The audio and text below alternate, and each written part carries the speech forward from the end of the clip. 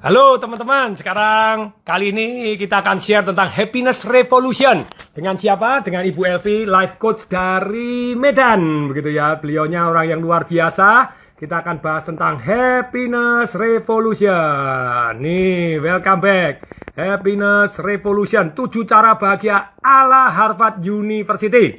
Revolution. Nah, topiknya hari ini, terus kemudian kita semat dulu, sematkan komentar. Nah, kemudian Bu Elvi-nya kita invite. Mana Ibu Elvi? Oh, belum gabung. Nanti begitu gabung, nih sambil bergabung kita teman-teman ya, absen dulu deh, absen. Dari mana, negara mana, kota mana, gitu ya. Nih, 7 resep bahagia ala University, ala Harvard University seperti apa? Kita akan share gitu ya. Nih.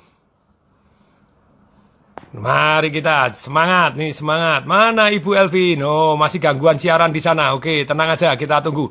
Sambil nunggu Ibu Elvi gabung, sekarang teman-teman silakan absen dari Jember. Oh, Jember. Oh, Samara. Oh, Samara ya. Samara TSMARA, PSI pernah main ke rumah saya gitu ya, dengan Ibu Grace Natali pernah. Jakarta, Jember, Lamongan hadir. Oke, Boston. I love Boston. Anak saya kuliah di Boston. Ruteng NTT, Kalbar, Jombang, yes, Bandung, oke, mana lagi? Bengkulu hadir, salam dahsyat, mana lagi? Mas Rosi Oji, oh Ibu Rosi Oji dari Bogor. Pangandaran hadir, Mas Tri, wah, Ceta Ahmad, Jahit dari Kota Santri, Jombang, dahsyat, Jombang lagi. Magelang hadir, Surabaya, Pak, dahsyat, yes, Medan. Kemudian Westprok, Jakarta, Jogja, Batu Malang, wah, oke, Makassar, Pangandaran, Aceh, Bandung, terus kemudian mana lagi? Klaten, terus kemudian mana lagi nih? Kendal, mana lagi? Ayo, absen, Batam, Palangkaraya, Mbah, wah, Didik Mulyato, nggak di Solo toh, pindah ke Palangkaraya lagi nih. Oh ya, mudik, apa mudik? Nggak boleh mudik loh, itu ya. Oke, Riau, Depok, Jambi, Jos, oke, Lampung, Mas Ido Kurniawan, nah. Step Andromeda, negara Bali. Wis, negara Bali. Emangnya udah merdeka? Jangan merdeka. Kok merdeka saya pindah Bali. Jogja, Manado hadir. Pangkal Pinang. Jakarta hadir. Yes. Tangsel ceria. Saya juga ceria. Yeay. Ini. Tahu Pangandaran nggak, Pak? Belum pernah ke sana. Kepengen ke Pangandaran. Nah, will be there. Depok, Bekasi. Dari Mas Eko. Masuk Pak Eko. No, Singkawang. New York. I love New York juga. Ayo, dahsyat. Oke, mana lagi? Bali. Nah, Evi nih kita ajak gabung ya. Bali hadir, dahsyat. Ya. Palembang, Bogor hadir. Nah, mana lagi? Jogja hadir. Mana lagi? Bogor, dahsyat. Ini Batam. Nah, ini Harvest. Nah, terus kemudian mana lagi nih? Happiness Revolution ala Harvard. Ini Cirebon, Bos. Wah, oke, Medan, Horasbah. Ya. Palembang. Oke, Mbak.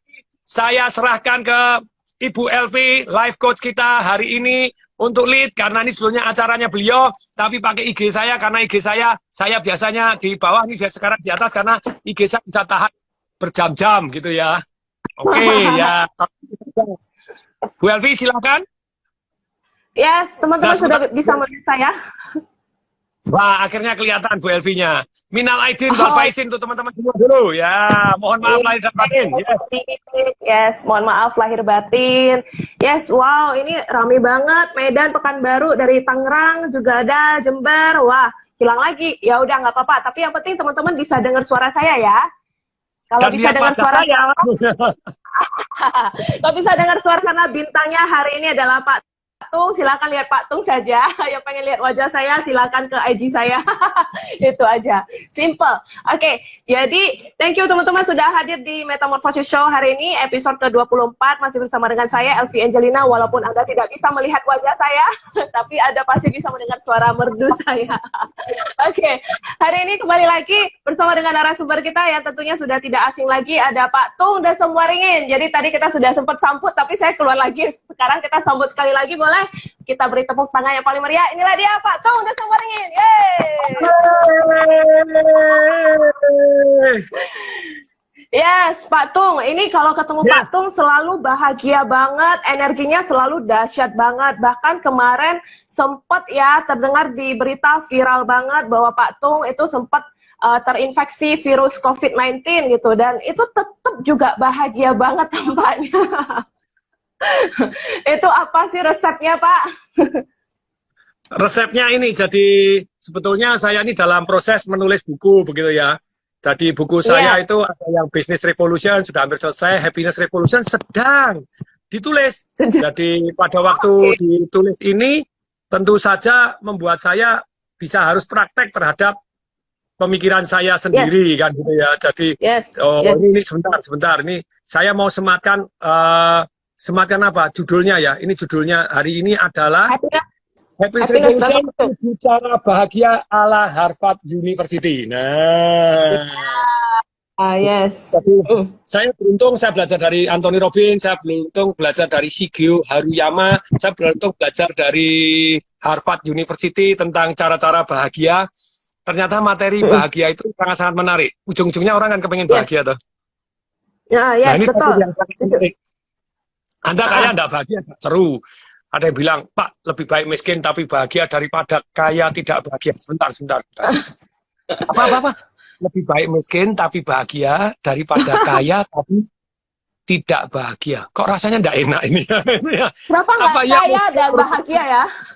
Iya dong, harus kaya dan bahagia. Apa ya miskin itu sumber kebahagiaan? Kalau Anda bilang, Pak, lebih baik miskin tapi bahagia daripada kaya tapi tidak bahagia, Anda cuma egois, kepengen menang sendiri. Maksudnya kepengen miskin kan tapi lebih bahagia daripada yang kaya. Oh ya, miskin betul-betul membuat Anda bahagia. Kalau betul-betul miskin membuat Anda bahagia, tak doain lebih miskin deh, sesuai dengan permintaan Anda. Ya, didoain lagi. Lo kan minta didoain toh, yang apa yang itu didoain Anda supaya bahagia, supaya lebih miskin ya tak doain gitu ya. Jadi dalam hidup ini kita lebih baik pakai dan gitu, kaya dan bahagia. Cuma banyak orang yang tak paham ini. Bu Elvi ini life coach yang luar biasa, pembicara wanita yang begitu jarangnya di Indonesia, dahsyat luar biasa. Thank you. Marco Jos. Thank you Pak Tung. Berkat dukungan luar biasa dari Pak Tung juga ini, kita belajar banyak. Dari sejak saya kuliah, sepertinya saya sudah mulai baca bukunya Pak Tung, mulai dari Marketing Revolution. Yes. Ya, Pak Tung, jadi kita kan boleh mengatakan pada saat Pak Tung itu divonis bahwa Pak Tung ada ini COVID-19, itu kan boleh dikatakan itu seperti sebuah apa istilahnya badai ya, boleh kita katakan badai dalam kehidupan. It is just about life, hidup atau mati, udah termasuk dalam ya hidup atau mati lah gitu. Dan bahkan saya dengar juga Pak Tung sudah sempat beri pesan-pesan terakhir buat keluarga gitu. Jadi, dan hebatnya itu adalah kok Pak Tung malah pada saat seperti itu bukannya minta dukungan dari teman-teman yang dukungin saya dong, saya dalam kondisi seperti ini lagi sakit, tapi malah Pak Tung yang menyemangatin kita semua yang nggak sakit. Oi, bangun, oi, semangat, oi, gembira, oi, gitu loh. Kok bisa seperti itu? Dan termasuk juga, ini kan juga untuk teman-teman yang dimana bisnisnya banyak yang falling ya di saat seperti ini. Nah, bisnis yang falling dan tentunya kalau kita katakan udah jauh dari rasa bahagia. Bagaimana tips dari Pak Tung untuk tetap bahagia, Pak? Jadi ternyata ya our emotion itu diciptakan dari 4 hal gitu ya, dan tentu saja ini dari internal, nanti yang dari eksternal juga ada. Jadi 4 hal itu apa sih? Nomor 1, our emotion is created by our motion.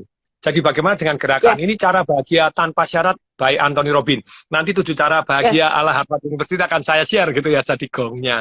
Jadi Anthony Robbins mengatakan bahwa gerakan kita sangat mempengaruhi emosi kita. Kalau kita berdiri, kita semangat, kita tangan ke atas, dagu ke atas, senyum, kita susah sekali untuk merasa sedih. Kalau tidak percaya langsung praktek ya. Coba praktek, tangan 2 ke atas, mata ke atas, senyum. Nah, senyum gini, tanya sama aja, senyum. Nah, dalam posisi gini, ingat-ingatlah hal-hal yang menyedihkan. Tetap senyum, mata ke atas. Nggak bisa gitu ya.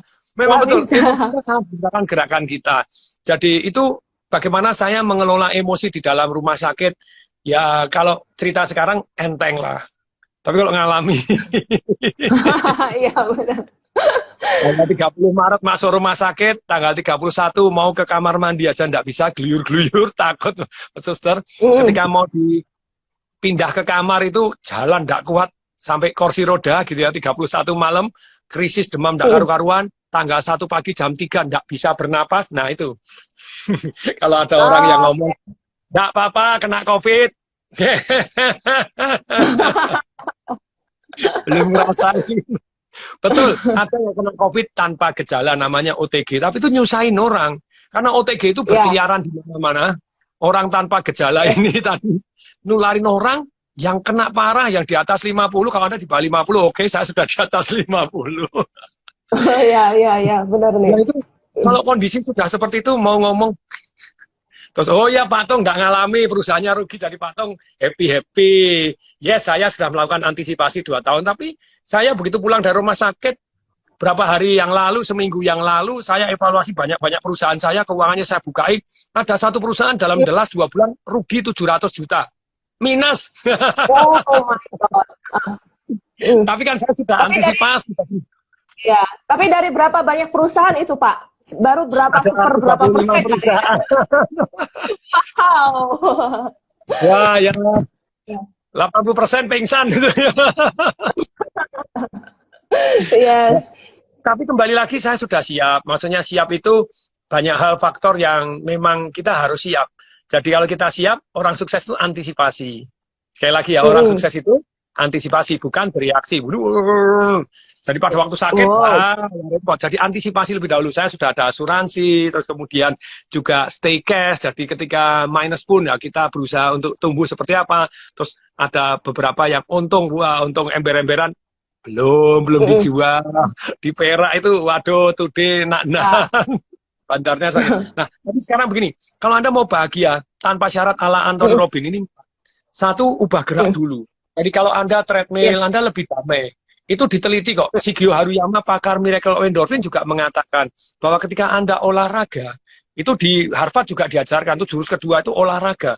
Ternyata ketika kita bergerak, orang sama-sama ujian, selesai ujian lagi stres, hormon stresnya banyak, yang satu disuruh treadmill 45 menit, kemudian yang satu disuruh nonton bioskop, yang satu suruh baca buku, suruh apa.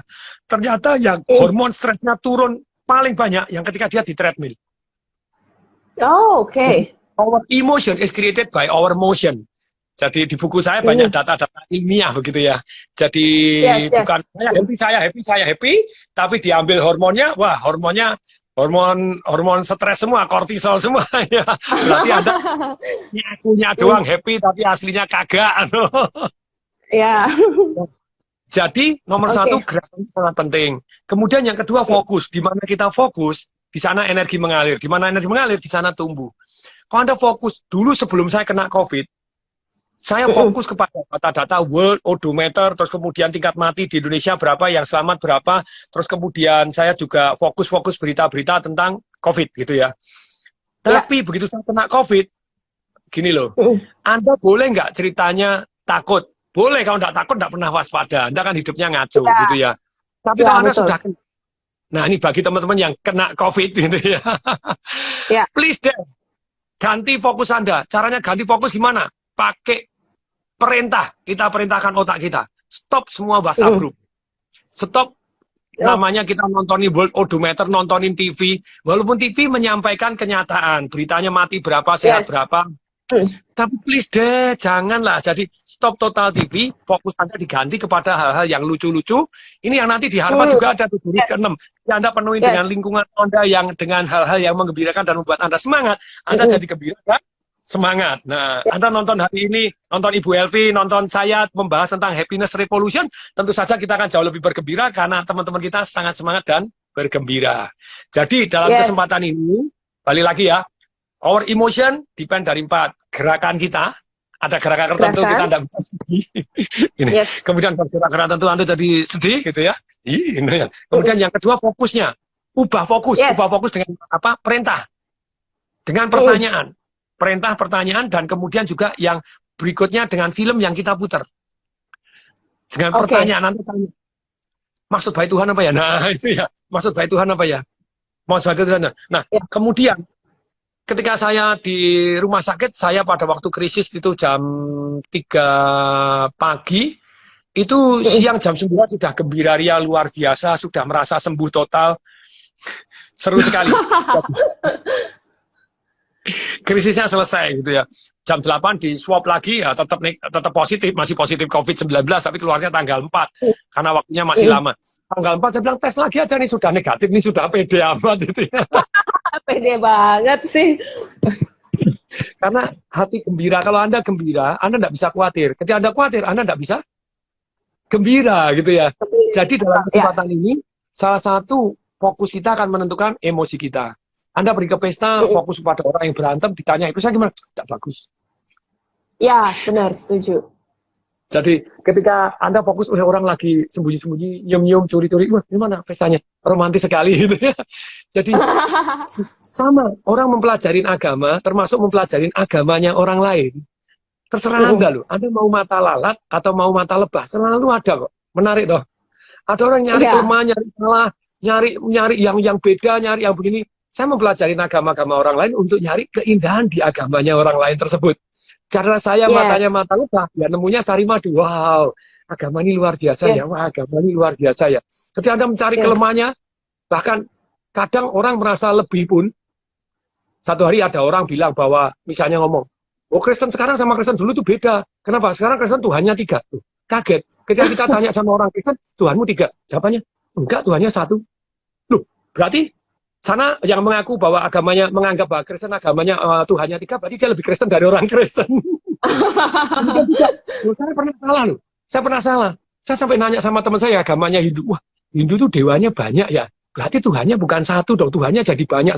Enggak Pak, Hindu itu Tuhannya 1 loh. Hah? Jadi saya menghakimi orang Hindu bahwa Tuhannya saya anggap banyak. Berarti saya merasa lebih Hindu dari orang Hindu. Ternyata, enggak Bu. Lebih baik kita pelajarin hal-hal yang tadi fokus cari yang keindahannya orang lain. Nah itu kan seru luar biasa gitu ya.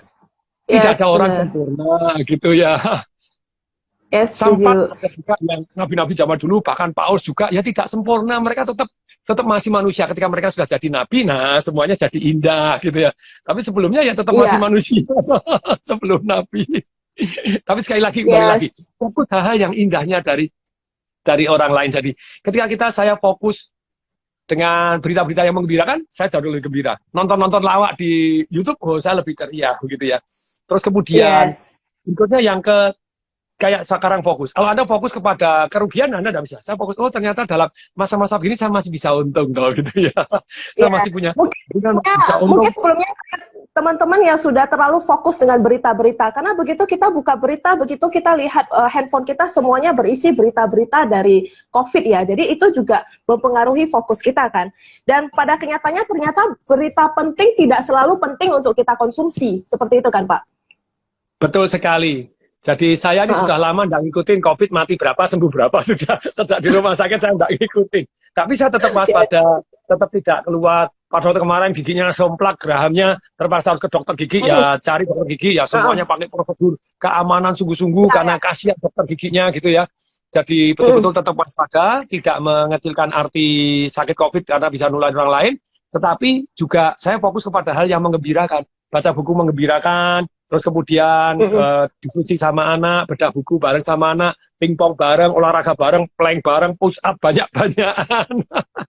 Wow. Seru. Jadi artinya bolehkah dikatakan bahwa kita boleh takut dan seharusnya kita memang perlu takut supaya kita waspada, namun jangan fokus pada ketakutan itu. Boleh dikatakan seperti itu, Pak?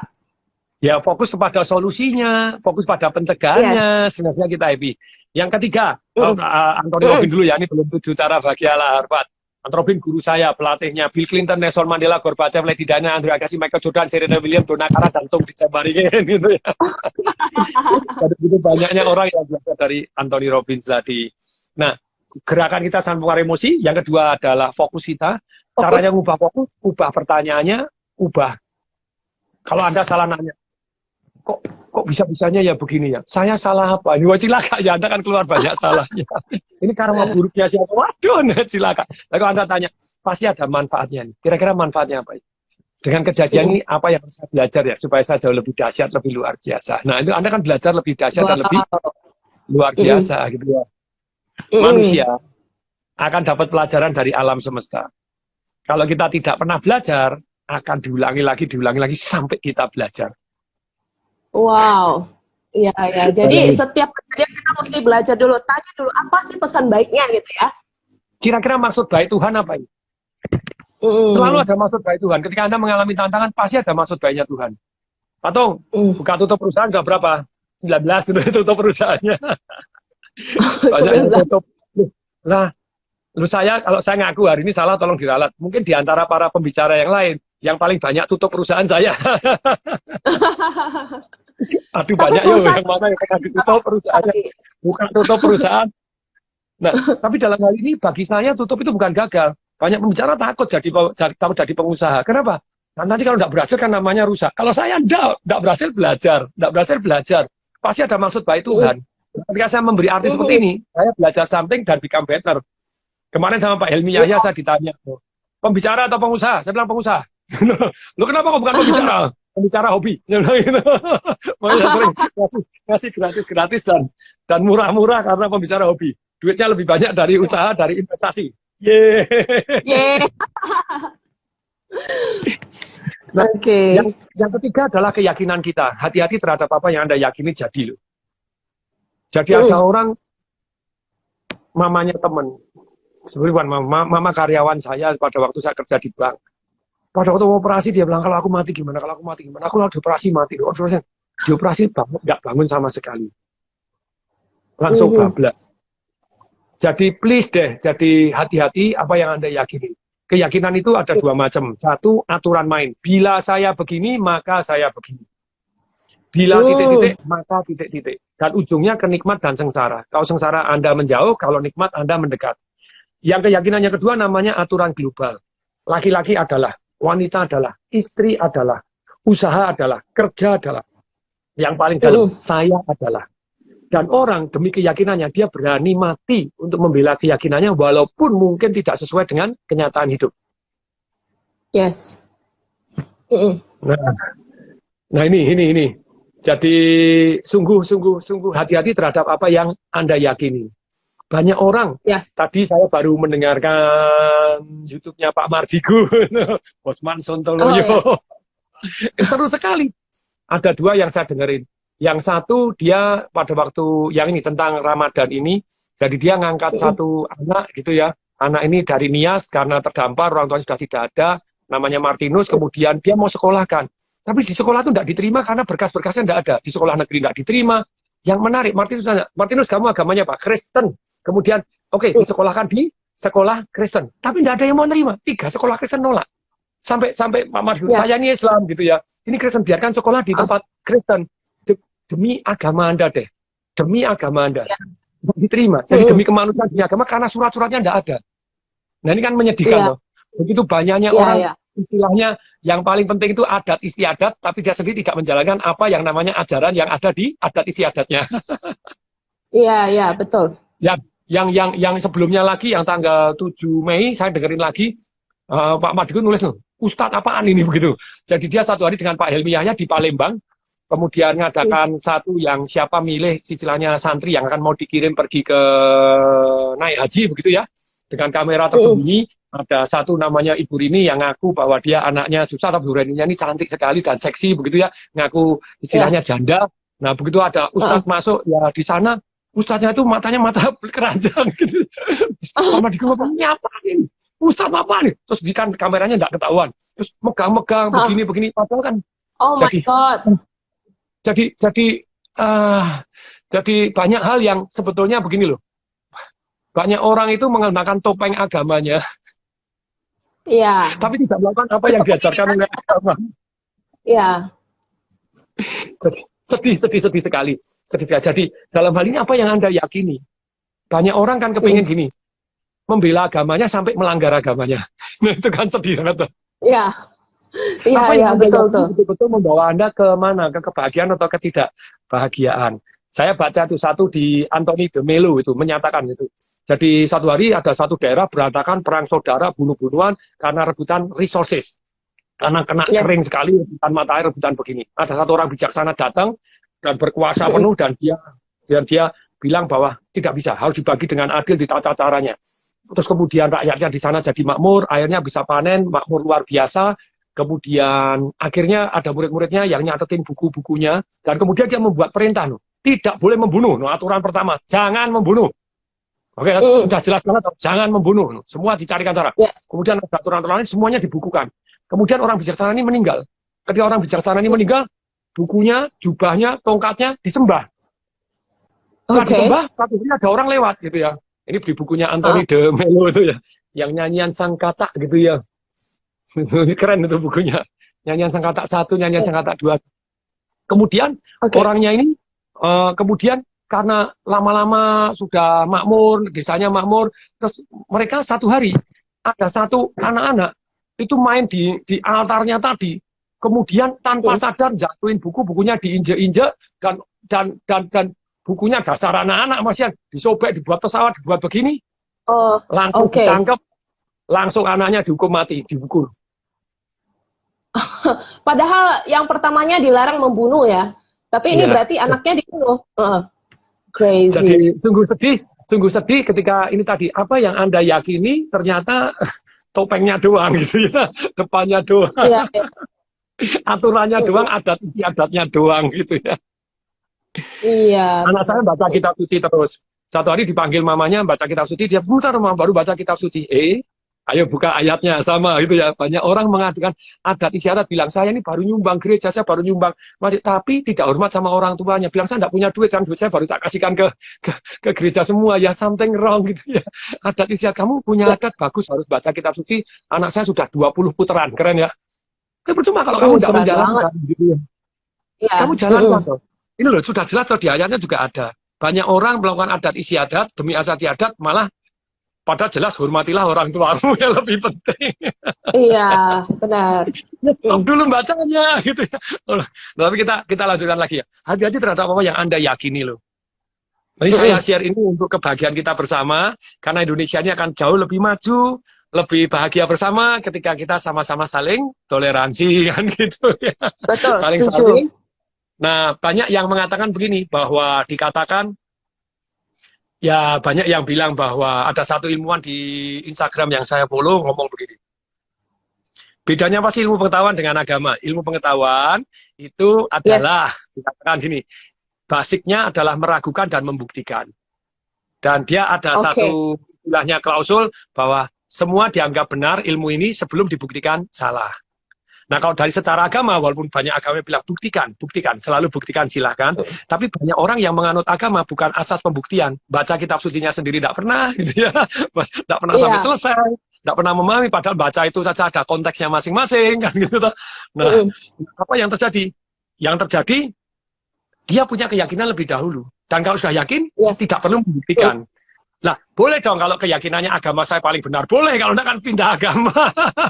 Iya. Boleh dong. Tapi kembali lagi, tapi yang enggak enak bagaimana? Yang enggak enak ketika dia merasa punya keyakinan agama saya paling benar, terus kemudian agama orang lain salah, boleh nggak? Boleh aja gitu. Yang ketiga yang paling enggak enak, yang salah enggak boleh hidup. Nah, ya itu. Waduh. Berat terus sampai, nah itu jadi miss dari satu sudut pelajarannya. Jadi mestinya kalau orang beragama, asumsinya bahwa agama ini adalah, kalau misalnya agama Islam adalah rahmatan lil alamin gitu ya. Kalau yang Kristen Katolik itu adalah kasih karunia. Kalau yang Buddha itu adalah berbuat kebajikan dan itu ada karma baiknya. Dan tentu saja pakai semua agama yang ada bahwa jangan lakukan apa yang kamu tidak ingin lakukan. Orang lain padamu, lakukan apa yang kamu ingin orang lain lakukan padamu. Pegang semua agama, ternyata ada ajaran ini. Mestinya kita toleran, kita baik, kita damai, kita menarik. Jadi hati-hati terhadap Anda yang yakini gitu ya. Seringkali ya yang Anda yakini tidak sesuai dengan kenyataan, termasuk saya. Seringkali keyakinan saya tidak sesuai dengan kenyataan. Ininya sering ngaco gitu ya, yakin gini. Tapi, nah, balik lagi yang keempat, apa yang mempengaruhi emosi kita? Yang mempengaruhi emosi kita selain gerakan, fokus, keyakinan, yang keempat adalah pilihan kata kita. Pilihan kata, Ya, pilihan kata. Kalau Anda, makanya kenapa saya nyanyi-nyanyi pada waktu sakit supaya happy itu, karena pilihan kata, nada. Pilihan kata cuma 7% mempengaruhi emosi, nada itu 38%, gerakan 55%. Jadi saya kirim voice note ke banyak orang, saya kirim ke teman-teman semuanya yang positif-positif saya kirimin voice note. Bahkan ketika saya keluar dari rumah sakit, saya minta daftar orang yang sakit di rumah sakit. Kalau berkenan saya WhatsApp pribadi, saya ajak nyanyi pribadi supaya mereka bergembira. Karena hati yang gembira adalah obat. Gembira, Wow, ria, luar. gembira, ria, hati yang gembira adalah obat yang manjur. Yeay, amin. Oke, amin. So beautiful. Wow, luar biasa banget. Jadi Bapak Nah, WhatsAppin satu persatu pasien ya? voice note, WhatsAppin. Hmm. Gini, saya yang di tangan saya tuh 19, sekarang 11 sudah keluar, sudah sehat. 19 nggak ada yang mati satupun. Terima kasih Tuhan, puji Tuhan. Wow, luar biasa banget.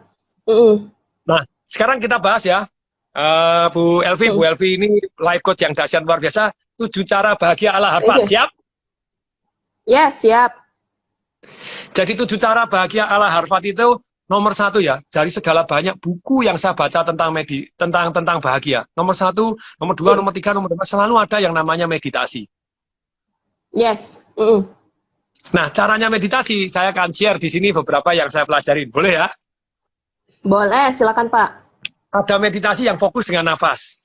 Oke, ada meditasi Yes. fokus dengan detak jantung. So beautiful. Dikatakan detak jantung itu iramanya frekuensinya dengan irama otak. Mendadak kita jadi tenang dan bahagia. Kalau irama otaknya begini nih, jantungnya beda. Wah, itu jadi pikirannya tenang, jantung ya jadi harus sinkron dengan sini.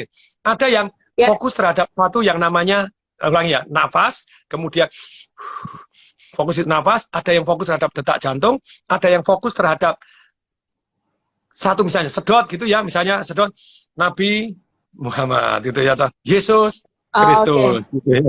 Buddha Gautama misalnya. Jadi sedot. Ada yang selain fokus nafas dia fokus kepada, ada yang fokus sama titik, ada yang fokus kosong, ada fokus sama emosi. Saya pernah diajarin Pak Wiranto mantan menteri, mantan ketua Hanura. Ya. Pada waktu meditasi fokus kepada perasaan. Perasaan apa? Perasaan diberkati, Bahagia. perasaan penuh rasa bersyukur. Yes. Perasaan berkelimpahan. Guided. Nah, itu jadi dibimbing, diberkati, dilindungi, wah, diberi karunia gitu ya. Dan so feel good itu. Jadi fokus pada emosi. Pada waktu saya ke Dharamsala, saya bukan Buddha, tapi saya ya mau belajar banyak hal yang indah dari agamanya orang lain, apa tidak boleh gitu ya. Iya, boleh aja dong. Di sana ternyata saya kan janjian sama biksunya yang di Dharamsala sana tuh. Pada waktu saya traktir gitu ternyata mereka makan daging juga gitu loh. Jadi biksunya, boleh, nggak masalah, kok boleh aja. Jadi terlanjut tak vegetarian gitu. Harus makan, nggak boleh nolak gitu istilahnya. Ya, jadi kalau disuguhin ya dia menghormati. Terus tapi dia sendiri boleh kok pesen daging, boleh apa boleh. Jadi tergantung kaulnya masing-masing. Nah, tapi yang menarik dari biksu ini, dia ngajarin cara meditasi itu dengan pertanyaan. Itu yang pertama kali saya dapat pencerahan luar biasa. Jadi Anda tanya sama diri sendiri, hening itu apa ya? Saya itu siapa ya? Saya hadir di dunia ini untuk apa ya? Oh, oke. Damai itu apa ya? Dan suruh nanya satu pertanyaan ratusan kali, ribuan kali, just relax, tanya, Anda merenung, sudah selesai jawab, tanya lagi. Jadi tidak fokus nafas, tidak fokus sama emosi, fokus sama pertanyaan. Keren juga ini. So many ilmu. Bahkan saya belajar. Yang namanya pernapasan, misalnya fokus pernapasan, itu ada yang gini, sedot hembus, itu namanya 2 arah. Ada sedot, tahan, hembus, 3 arah. Ada sedot, tahan, hembus, tahan lagi, baru sedot, namanya 4 arah. Belajar dari pernapasan SEAL. SEAL itu pasukan komandonya Amerika, dicelup di air, cuma ada lubangnya sedikit, bisa orang panik langsung gagap langsung agak lulus gitu ya. Nah, ternyata supaya tidak panik, dia melakukan square box, semacam pernapasan merangkap meditasi. Anda pernapasan sebenarnya termasuk meditasi. Nah, ini sedot hitungan 4, tahan hitungan 4, hembus hitungan 4, tahan lagi hitungan 4, sedot lagi. Anda melakukan ini 10 kali, mendadak Anda feel relax, kalem. Ketika saya panik attack, saya juga, kenapa kok panik attack di rumah sakit? Lah enggak bisa bernapas pas ada panik attack. Coba Anda coba. Iya.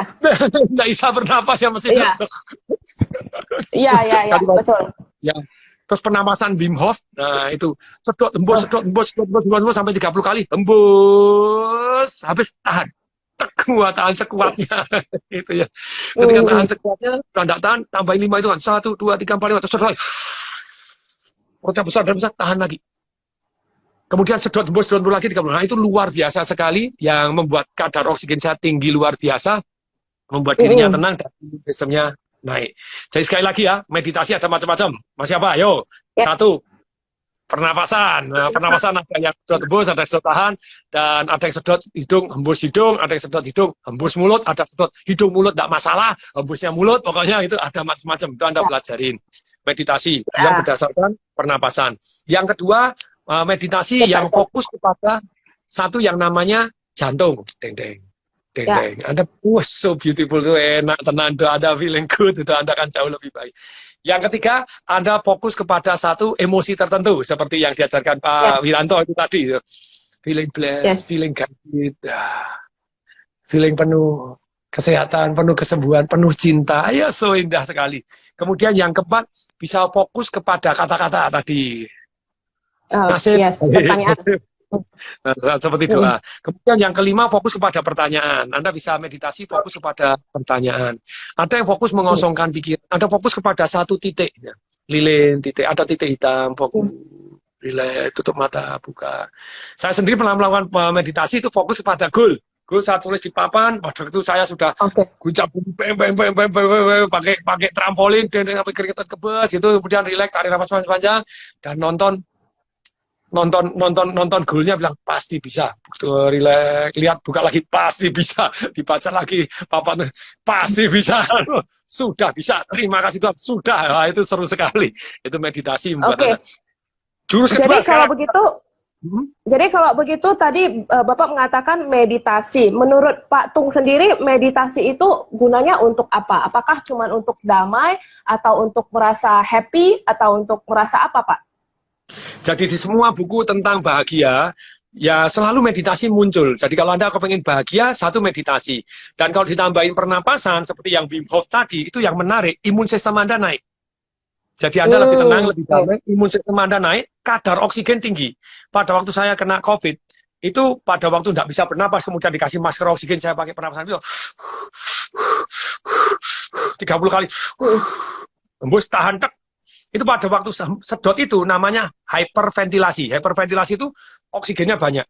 Terus kemudian waktu tahan itu namanya hipoksia. Hipoksia itu CO2-nya banyak. Ternyata O2 untuk masuk ke sel-sel tubuh kita, dia butuh CO2. Jadi di hiperventilasi O2-nya banyak, dikasih CO2, dia masuk ke pembuluh darah. Jadi pada waktu saya dites, orang sakit COVID itu kadar darahnya pakai analisa darah AGD itu tadi, 80 sampai 108 itu normal. Kalau orang kena COVID itu bisa di bawah 80, 60, 50 dibolong sini. Pakai ventilator, dibolong, wah, ventilator gitu ya. Anak nggak bisa napas lagi, komakan, Anda dikomakan, jadi dimasukkan ke bawah sadar, diinduksi. Nggak enak, kalau sudah begitu nggak enak, belas gitu ya. Terus kemudian, nah pada waktu itu, normal kan di antara 80 108. Saya pakai pernapasan Wim Hof selama 3 jam. Saya jadi relax, kalem. Begitu jam 7 saya dites lagi analisa gas darah. Kan, oksigen saya 158, jauh lebih tinggi dari orang normal pun. CO2-nya biasanya orang 50%. Kalau kena COVID itu, kalau orang normal 21 sampai 24%. Orang kena COVID itu bisa sampai 30, 40 sampai 50%. Saya CO2-nya 19% lebih rendah daripada orang normal. Tapi itu gara-gara pernapasan jadi membuat kita lebih sehat.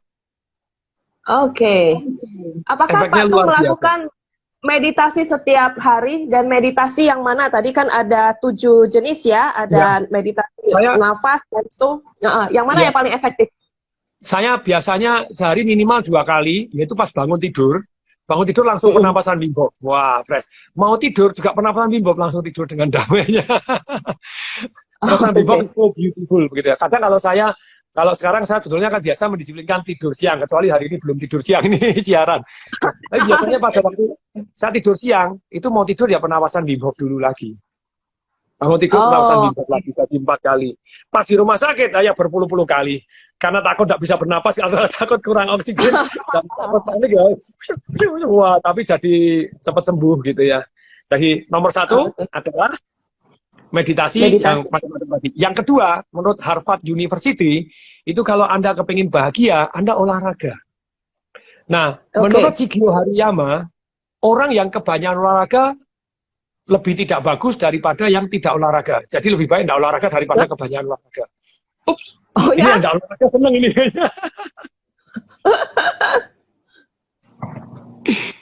Enggak.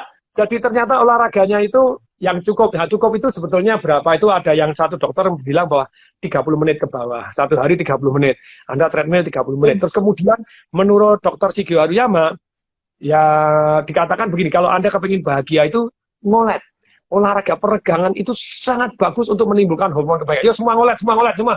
Kalau katakan iya. Iya. Ayo semuanya. Semuanya ngolet gratis, woy. Tarik nafas panjang lagi, ngolet. Katakan terima kasih. Tarik nafas lagi. Hembuskan. Oh yes. Oh Nah sekarang yes.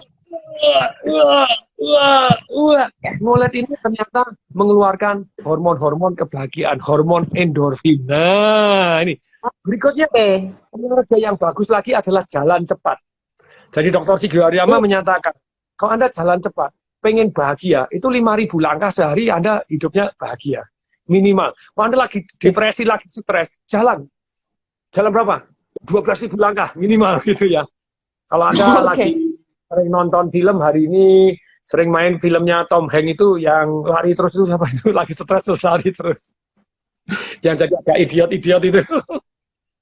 Iya. Oh, jadi kita bukannya lari ya, malah jalan cepat ya, Pak ya? Ya dia jalan cepat. Jadi jalan cepat jauh lebih bagus, you know. Ya jalan cepat. Makanya kalau saya di treadmill itu kecepatannya 6,0, saya jalan cepat, larinya sedikit dan tidak jatuh. Tapi itu nomor 2 untuk menjadi bahagia, ngolet dan jalan cepat. Nih, luangan waktu ngolet jalan cepat punya hormon bahagianya. Kemudian yang ketiga, menurut Harvard University gitu ya, yang ngajar itu Shawn Achor. Shawn Achor ini ngarang buku judulnya Happiness Advantage. Keunggulannya orang happy itu seperti apa? Happiness Advantage ini begitu mengesankan karena dia ngomong begini, dari penelitian sekian 275 penelitian dari sekian ratus ribu orang dari 80 sekian negara selama 60 tahun. Wah, 60 tahun penelitiannya. Disimpulkan, apakah orang kaya itu bahagia? Bisa ya, bisa enggak. Tapi orang yang bahagia ternyata menurut survei jauh lebih kaya daripada yang enggak gitu ya. Karena bilang, kalau saya sehat maka saya bahagia. Ternyata enggak. Orang yang bahagia lebih sehat. Iya. Ini yang menarik. Ada 273 karyawan masuk di satu tempat sama, dites, dibilang bahwa tes ini rahasia, atasan juga tidak tahu, tidak untuk perusahaan, tapi hanya semata-mata untuk ilmu pengetahuan, tolong diisi sejujurnya. Walaupun kadang orangnya ngisi ya tidak jujur. Ditanya, kamu kadar bahagianya sekarang 1-10 berapa? Terserah jawabannya, tidak ada hubungannya apapun. 1-10, ada yang ngisi 8, 9, 10, ada yang ngisi 3, 2, 1, apapun. Tidak ditanya apapun, cuma kamu bahagianya ukurannya berapa. Setelah 18 bulan, diteliti, ternyata orang-orang yang ngaku bahagia, penilaian prestasinya lebih bagus, naik gajinya lebih besar. Itu 18 bulan. Itu 18 bulan. Kalau 18 tahun, ya beda bumi dan langit. Perhatiin, kalau kita punya karyawan kita ada 2, sama-sama dapat nilai A. Tapi yang satu menggerutu terus, yang satu semangat, antusias, apa yang bisa bantu, Pak? Kira-kira yang Anda promosi yang mana? Yang semangat dong, yang happy dong. Padahal prestasinya sama. Pasti. Nah itu. Ya udah pasti. Jadi betapa lihat itu. Coba lihat wajahnya Bu Elvin, cerah ceria, seger, wah, kinclong, nggak ada kerut. Jadi happy luar biasa. Nah, jadi yang jurusnya dia menyatakan setelah meditasi jurus olahraga, kemudian yang ketiga, kalau supaya kita bahagia apa? Anda setting goal. Jadi orang setting goal sedang merencanakan sesuatu hal, itu dia sudah happy. Yes. Setuju saya nih, Pak. Pas kita nulis di jurnal udah entah baru kenapa sudah muncul ide-ide. Yes. Pas kita baru nulis di jurnal aja, setting goal kita apa, kita kok rasanya ada sesuatu ya di dalam diri gitu. Rasanya kok happy banget, rasanya semangat gitu ya. Betul sekali. Jadi jurus ketiga itu Anda mulai setting goal, oh saya kepengen ini. Anda baru membayangkan aja sudah happy kok. Padahal setting goal itu kan gratis loh. Ya, betul. Jadi ini setting goal lah dan Anda merencanakan, oh gini, saya nabung nih nanti mau ke Bali, saya nabung lah mau keliling Eropa, saya nabung lah. Anda dalam proses nabung, kemudian aku nanti kalau ke Eropa mau kemana ya, wah aku hotelnya mana. Akhirnya, oh itu aja sudah happy gitu ya. Lagi merencanakan happy. Oke, ini yang ketiga, baru merencanakan. Ya, yang keempat, menggunakan uang. Ini ada yang menarik. Ada orang menggunakan stres karena nggak punya uang. Mikirin cicilannya stres hari ini. Tadi pagi saya baru ngasih konsultasi satu saudara yang dia sampai asetnya habis-habisan untuk bayar di bank. bunganya 30 juta di bank, kreditnya 3 miliar, terus kemudian sampai dia jual tanahnya di Tawangmangu, dia jual di sini, jual di sana untuk bayar terus banknya. Saya bilang dalam posisi hari ini bank itu maklum. Maklum apa? Suka nggak usah dipikiri, diblongkan saja. Lo kok ngajarin jelek? Nah kalau enggak dia makan apa? Mau makan susah, mau gini susah, aset dijual sekarang udah habis semua, terus gimana? Gitu loh ya. Minta bank untuk restrukturisasi, tapi bank ternyata tidak akan mau restrukturisasi kalau Anda tidak ngeblong. Jadi orang baik sama bank jual-jual aset minta restrukturisasi nggak dikasih terus. Tapi ketika diblongkan, nggak dibayar 2 bulan, 3 bulan, banknya baru, ya wes mau gimana gitu ya. Bayar, pakai jual apapun dijual, mobil dijual, ini jual, jadi nggak kerja, antaranya hilang, semuanya hilang kan gitu ya. Jadi survival dulu minta dihentikan dulu 6 bulan. OJK juga mengizinkan kok. Jadi nanti dibayar lagi ya silakan kan gitu ya. Tapi sekali lagi ya ini menderita bareng gitu ya. Banknya juga menderita, bank dibayar terus mana mau direstrukturisasi. Tapi kalau Anda bisa bayar. Saya partner saya Pak Teguh Kinarto gitu ya, utang di BRI. Pak Teguh mau direstrukturisasi nggak? Enggak. Bunganya mau turunin nggak usah, sudah deal. Ini harga diri saya, keren. Akibatnya ditawarin lebih gede. Saya sama istri ya sudah dibayar, tetap dibayar. Mana yang mau dilunasi kita lunasi sekalian jadi keren. super keren gitu ya. No problem, liquid, ayo stay cash. Jadi bayar. Nah, kita minta sini, minta diundurin. Buat apa diundurin? Bayar harga diri saya bilang gitu.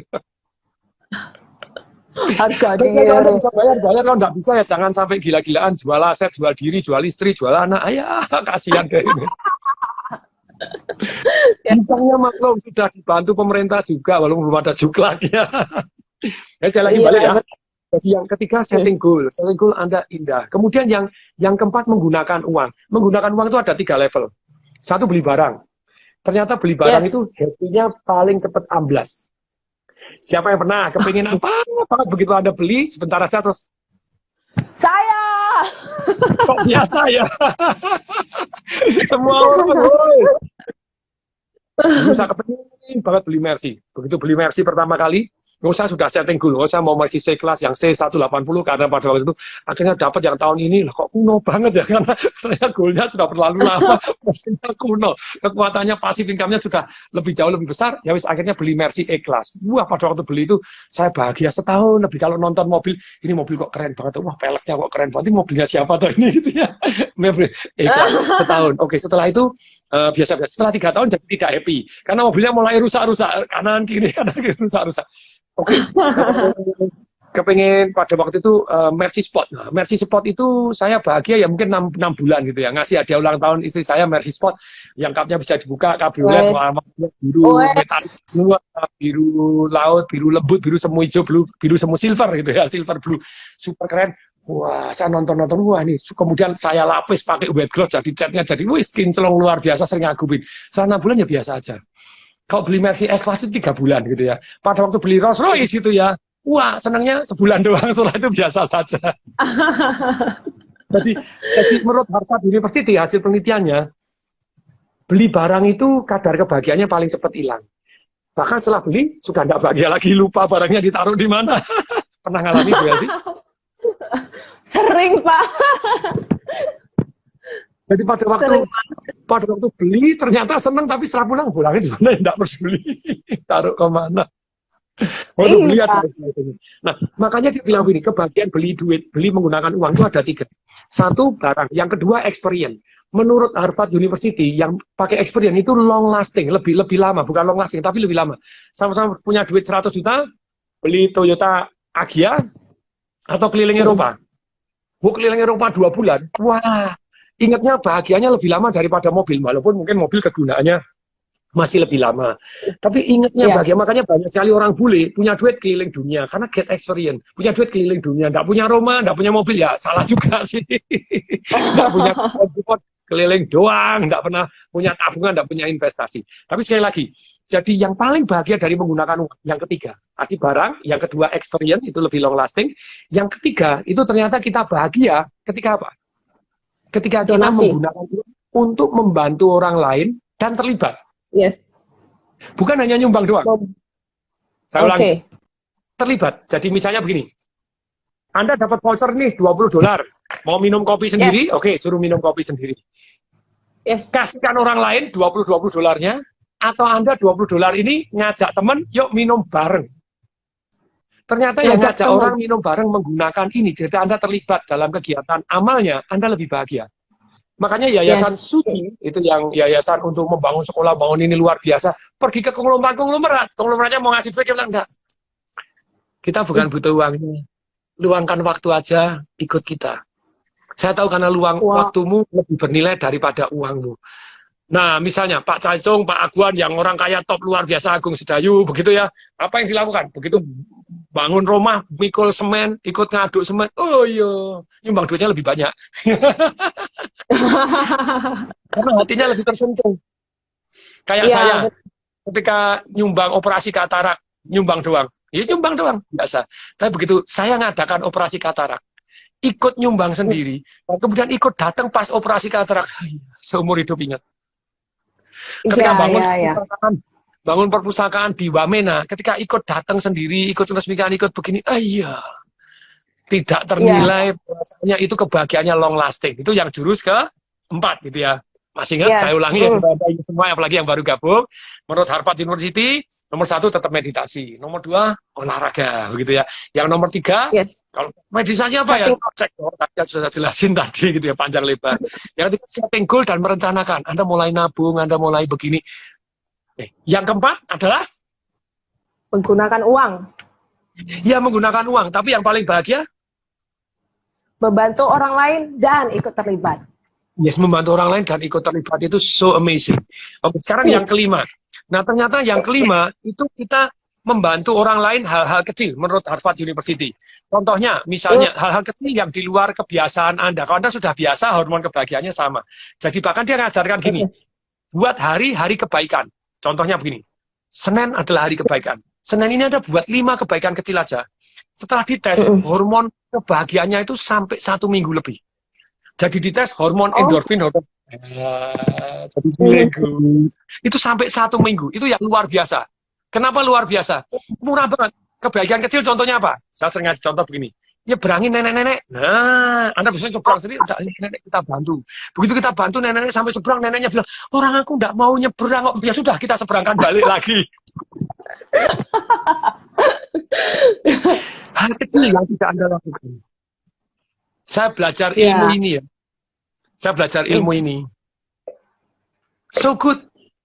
Saya naik mobil Panther penyok zaman dulu. Panther kaca belakang pecah, ngebelnya dodot gitu ya. Terus kemudian buka jendela, oglek. Kalau hujan, wipernya mati kadang ya harus. Saya ingat itu zaman dulu banget. Saya bayari mobil belakang saya. Saya biasanya naik tol itu pasti nyetir sendiri. Sekarang udah jarang, hampir jarang sekali nyetir sendiri. Nah, saya bayarin. Waktu itu Kebon Jeruk Tangerang, Rp2.000. Saya kasih 10.000. 10.000 tidak membuat saya miskin. 4 mobil belakang sekalian. Keren toh? Berkali-kali saya lakukan begitu. Dan satu hari ada Mercy. E-Class yang new ice gitu ya. Kemudian dia langsung ngebel, din, dia buka jendelanya, kan nunduk begini kan dia yang nyetir sebelah kanan, saya sebelah kiri. Din, saya buka jendela, klok, Panther penyok, ungu warnanya. Dibayarin Panther penyok. Panther penyok, Mercy, kelasnya New Ice, thank you sama Panther penyok. Ya, saya bilang, no problem, I will be there. Jadi, gila katanya. Jadi berbuat gini, termasuk pada waktu saya di rumah sakit. Saya belajar dari Viktor Frankl, orang yang tahanan di camp Nazi, yang ditelanjangin, tidak dikasih makan, kecil, jadi kurus, kering, rencana digas, dibunuh, begitu ya. 3 tahun dia survive, dia sebagai seorang psikolog, dia melihat, siapa sih orang yang survive? Kenapa orang ini malah bunuh? Kenapa kok orang ini, gini, ternyata yang salah satu dari 4 jurusnya dia untuk survival di camp itu tadi adalah orang yang membantu orang lain. Jadi jurus kelima dari Harvard University ini cocok sekali. Jadi sama-sama digebukin, sama-sama gini. Yang bantu orang lain lebih sehat daripada yang aduh, yang berkeluh kesah fokusnya seolah-olah center dunianya adalah dia. Itu padahal dia bukan center dunia. Saya ini adalah pemain utama untuk saya, tapi pemain figuran untuk Ibu Elvi. Ibu Elvinya yang pemeran utama semua orang. Jadi semua orang pemeran utama itu ya. Orang yang lain semuanya figuran. Jadi betul-betul adalah membantu orang lain itu ternyata membahagiakan kita. Dan ada yang bilang, Pak, membantu apakah harus kepada yang miskin? Silahkan. Sebenarnya tidak, Anda membantu kepada siapapun itu sungguh menyenangkan kok. Jadi jangan orang kaya perlu. Enggak. Kayak saya ngasih makan. Ngasih makan. Bukan hanya kepada orang miskin, kepada orang ojol. Enggak, semua saya kirimi makanan. Betul, bantu ojol, bantu orang miskin sampai 1.000 lebih. Yang orang kaya saya kirimi juga gitu ya. Saya kirimi, padahal kan makanan gitu. Sambil ngelarisin teman saya yang jualan. Ada jualan pepek, tak kirimin sana sini gitu ya. Jadi ketika itu ya saya percaya silaturahmi itu memperpanjang umur dan memperbesar rezeki. Dan membantu itu bukan hanya kepada orang miskin. Orang kaya Anda bantu juga seneng kok gitu ya. Malah Anda jadi tambah kaya juga karena dikasih peluang sama dia. Yes, setuju. Jadi artinya kalau artinya tadi bukan hanya membantu orang miskin. Jadi contohnya kalau kayak kita kirimin makanan aja pas kita makan sesuatu yang enak terus kepikiran teman, kita kasihkan ke teman, itu termasuk kebaikan juga gitu kan, Pak? Betul sekali. Jadi bantu itu, dan banyak orang kalau membantu itu kan bilang toh seikhlasnya, betul? Yes. Ya apa-apa, yang penting saya ikhlas. Anda bilang ikhlas tapi maunya nyumbangnya dikit toh. Mau melanggar agama Anda toh. Agama Anda kan sudah jelas. Zakat 2,5% dari harta Anda perpuluhan, ada apa? Iya. Tapi sekali lagi banyak orang yang penting ikhlas itu supaya melanggar agama. Kalau saya bilang ikhlas, tidak apa-apa, yang penting banyak. Betul itu. Harus ikhlas loh ya. Banyak ikhlas bagus, tapi kalau tidak bisa ikhlas ya yang penting banyak. Jadi daripada alasan ikhlas terus nyumbangnya dikit, boy. Jadi yang kelima ini adalah bantu orang lain. Bahkan dia bilang Senin hari bantu orang lain, Senin hari kebahagiaan. Sepanjang seminggu Anda pokoknya aku 5 ini apa aja. Jadi yang biasa, saya sering kali begini, oh ya nih ada tukang sampah nih, sampai saya incer tukang sampah karena lewat bablas itu. Sekarang di rumah terus bisa ngincer apa tukang sampah yang ngambil sampah gitu ya. Aku mau buat pelah tukang sampah, biasanya jam berapa nih? Oh kita awasin, jadi kita sengaja nyari tukang sampah lewat pada tukang sampah. Lewatnya jam berapa sih? Kadang jam 2, kadang jam 3, besok lewat jam berapa yang benar. Tapi begitu ketemu, wah langsung kita kasih something, wah ya feel so good gitu ya, just nice gitu ya. Terus kemudian ada Gojek yang nganterin makanan karena teman ngasih makanan gitu, sebentar ya kasih minuman kaleng, nah gitu, kasih minuman air untuk nanti buka puasa, wah so good gitu ya, so nice, top market top. Tapi itu membahagiakan kita, help people itu membahagiakan kita, nice thing gitu ya, small thing membahagiakan kita lama. Itu yang kelima ya. Oke. Saran yang keenam menurut cara Harvard University, yaitu apa? Penuhi lingkungan Anda dengan something yang positif. Oke. Lihat video-video yang positif yang membuat Anda semangat. Lihat, baca buku-buku yang membuat Anda semangat. Dengarkan IG live yang membuat Anda semangat dan bergairah gitu ya. Yeah. Jadi jangan yang EO, yang hati-hati di mana Anda fokus. Hati-hati di mana Anda fokus. Di sana tumbuh. Yes. Saya lihat. Iya, benar. Satu hari jadi ada orang nonton video, murid saya. Nontonnya itu nonton video yang fokus mencari kejelekan agama orang lain. Waduh. Aduh. Saya bilang, kurang kerjaan kamu ini. Loh, ini real. Ini kitab sucinya dia loh. Bukan kitab suci saya loh. Loh, ini kalau salah silakan dibuat tadi sesuai dengan. Saya bilang, orang nyari kitab sucimu yang kelemahannya juga Anda bilang sempurna tapi sudut pandang sana juga enggak kan gitu ya. Jadi terus orang, gunanya apa? Lu saya pengen menyelamatkan dia. Dengan cara apa? Lu kok bisa pakai kekerasan, pakai kekuasaan biar orang insaf? Pernah ada orang menyebarkan agama dengan kekerasan dan berhasil? Tidak pernah ada. Anda jadi penguasa, semuanya ikut agamanya sesuai dengan Anda mati ganti lagi. Penguasanya ganti, ikut ganti. Agama dari hati masing-masing. Panggilan yang luar biasa gitu ya. Jadi pakai kekerasan angel, pakai inspirasi, oh yes baby. Pakai kekuasaan Anda menang hanya sementara. Ketika kekuasaannya berlalu, Anda bubar ya sudah, enggak lagi gitu ya. Jadi panggilan hati itu yang sungguh luar biasa. Jadi Yes. dari dalam, dari menyentuh dengan tindakan-tindakan yang baik, nah itu ya yang menyentuh hati. No. Tapi sekali lagi, jadi yang keenam, lingkungan Anda. Ketika Anda fokus untuk mencari, karena Anda maunya berantem terus. Maunya ribut terus. Untuk apa? Yes. Jadi lebih baik kita damai, lebih baik sejahtera. Udah toh. Jadi fokus kayak Dalai Lama pada usaha pergi ke dalam salah bukunya Dalai Lama tak beli itu banyak sekali. Salah satunya yang saya janji share kepada Pak Jokowi, akhirnya saya sharekan juga kepada beliaunya. Judulnya True Kindship Beyond Religion. Jadi kebaikan yang dipelajari oleh banyak agama. Dalai Lamanya ngomong bahwa saya ini anugerah terbesar ketika saya harus mengungsi dari Tibet. Adalah saya kenal agama-agama yang lain. Kalau dulu saya ditanya, agama mana yang terbaik? Oh ya pasti Buddha. Yang lain bukan tidak baik, ya baik tapi so-so gitu ya. Tapi ketika saya diterima oleh negara yang notabene Hindu dominan luar biasa, dan saya di sana dikasih satu tempat yang namanya Dharamsala, terus kemudian ada begitu banyaknya pemuka agama yang datang ke tempat saya, tinggal di tempat saya 1 bulan, 2 bulan, mempelajari agama Buddha tanpa takut kehilangan agamanya dan masih menjalankan agamanya dengan sangat tekun. Saya terharu, saya merasa saya harus membalas kunjungannya. Dan ketika saya membalas kunjungannya, saya belajar agama-agama yang lain. Dia bilang, ini loh, ada pemuka agama Islam, datang sih belajar agama Buddha. Tapi dia masih sembahyang, sholat 1 hari 5 kali, dan pulang tetap beragama Islam, dan tetap, ini tapi semua mereka jauh lebih toleran gitu ya. Nah, kenapa enggak saya belajar agama Islam?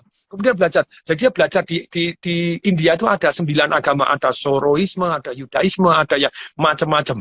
Saya sampai, ada agama Zoro, ini Zoro Z-O-R, Zoro. Ternyata ada. Dan dia menulis buku itu kebaikan semua agama. Itu so beautiful. Jadi dia matanya adalah mata lebah, bukan mata lalat. Kalau mata lalat, di kebun bunganya pun nemunya tai, namanya mata lalat, atau kebun bunga nemunya harian tai gitu. Nah, kalau mata lebah yang di tempat pembuangan sampah yang ini tetap dia nyarinya bunga, sari bunganya yang luar biasa. Jadi dia fokus kepada kehebatan masing-masing agama dan kemudian ditulis di buku itu. Kemudian dia menyatakan begini, ternyata ya kalau manusia itu belajar agamanya, ini persis yang dikatakan Kiai Haji Ahmad Dahlan, persis yang dikatakan oleh Mahatma Gandhi. Dalai Lama ngomong, orang kalau mempelajari agamanya sendiri secara sungguh-sungguh, dia toleran kok. Nah, kemudian dia kata semua agamanya, dia menyarankan begini, alangkah baiknya bisa dilakukan 4 ini, maka akan terjadi toleransi. Dia bilang gitu ya, orang akan memahami. 1 adalah diskusi antar yang namanya siswa, schooler, yang dimana satu dengan yang lain presentasi keindahannya dan ajaran-ajaran baik dari agamanya. Yang lain tidak komentar, dia cuma bagus, gini. Kemudian di masyarakat juga pemuka agama juga, itu 1, 2, 3. Kemudian yang keempat, ya dia tidak semua agama mengizinkan, yaitu apa? Kalau Anda bisa datang ke tempat sucinya agama orang lain, Anda akan bisa menghargai mereka gitu ya. Nah tentu saja yang ini tidak semua bisa gitu ya. Tidak semua agama mengizinkan tempat sucinya didatangi oleh agama yang lain. Tapi usulan ini membuat kita tadi, mau Anda mau mata lebah atau mau mata lalat. Kalau mata lalat kurangnya terus. Tapi kita ada kelebihan juga ya. Makanya di tempat saya banyak pelajaran buku-buku agama yang lain dan saya baca so beautiful ya. Ada indahnya, sungguh sayang gitu orang dari yang mata lalat tadi cari tai terus ya, nemunya tai semua. Nah, mata lebah nyarinya, jadi di kebun, di tempat banyak tai pun nemunya sari madunya. Oke, mari kita tambah lagi. Yang ke-7, menurut Harvard University, ternyata manusia akan jauh lebih bahagia kalau dia melakukan hal-hal yang dia istimewa. Yang dia bagus apa? Something that you genius, something that you very good at. Ketika saya membaca buku ini, saya dari luar senang motret, langsung beli kamera lagi waktu itu. Sekarang sudah enggak. Pokoknya handphone yang kameranya canggih-canggih saya beli supaya kamera di handphone sudah enteng. Enggak usah bawa tenteng-tenteng, susah beli. Canon lagi beli gini, beli Sony, beli tele, beli begini. Wah, karena ini I'm very good in this one dan saya pingpong. Dulu saya sudah berhenti pingpong lama sekali, padahal saya pingpong I feel good itu dan very good, termasuk lumayan walaupun tidak juara Indonesia dari ini ya, tapi Solo ya termasuk 5 besar, prapon ya ikut, terus kemudian pekan olahraga antar siswa taruna itu di Jogja Solo gini ya juga bisa juara gitu ya, sering-sering juara zaman dulu. Ya, sekarang mulai meja pingpong gelar, mulai pingpong ya happy. Jadi lakukan yang Anda bagus, itu akan membuat Anda bahagia. Ini 7 cara bahagia ala Harvard University. Wow, oke. Jadi saya akan melakukan rangkuman untuk 7 cara bahagia ala Harvard University. Yang pertama adalah meditasi. Yang kedua adalah lakukan olahraga. Tapi hati-hati, 1 hari maksimal 30 menit ya. Yang paling bagus adalah melakukan peregangan seperti yang dilakukan Pak Tung saat ini. Kemudian yang ketiga adalah setting goal. Jadi setting goal itu kan gratis ya teman-teman. Kemudian yang keempat adalah menggunakan uang. Menggunakan uang bisa untuk beli barang, bisa untuk experience, bisa untuk membantu orang lain dan ikut terlibat. Kemudian yang kelima adalah membantu orang lain dengan hal-hal kecil yang di luar kebiasaan kita. Yang keenam adalah penuhi lingkungan Anda dengan yang positif. Dan yang ketujuh, melakukan apa yang Anda merasa very good at. Nah Pak, yang ketujuh ini saya pengen bertanya, melakukan apa yang kita good at gitu ya. Apakah itu artinya melakukan apa yang kita sukai? Karena apa yang kita sukai belum tentu we are very good at that, right? Gitu loh. Kalau Anda lakukan terus, lama-lama Anda very good at that gitu ya. Jadi lakukan apa yang kita sukai dan lakukan ulang-ulang sampai very good at that gitu ya. Yes. Pak Tung, sebelum acara kita mulai sebenarnya saya sudah banyak dapat titipan pertanyaan. Cuman ada beberapa pertanyaan sepertinya tidak bukan mengenai happiness sih. Ini malah pada bertanya mengenai bisnis nih Pak. Waduh. Ya. Ya, ini apa bisnis yang paling hit saat new normal benar-benar menjadi normal, Pak? Silakan. Apa yang paling hit? Tadi putus-putus. Apa bisnis yang paling hit saat new normal benar-benar menjadi normal? Berarti lewatin pandemi ini kira-kira apa bisnis yang paling hit, Pak? Paling hit ya. Kalau saya tentu saja bisnis yang membantu orang lain. Kalau saya merasa ini kalau kesehatan itu ya sangat-sangat hit hari ini. Apa-apa yang membuat Anda lebih sehat itu hit. Terus kemudian apa-apa yang bisa working from home itu juga akan hit. Terus kemudian kalau dari investasi, bukan hanya bisnis, investasi ini perak ya bakal hit. Gitu ya. Makanya saya di perak. Lumayan. Yang satu rugi, yang satu untung.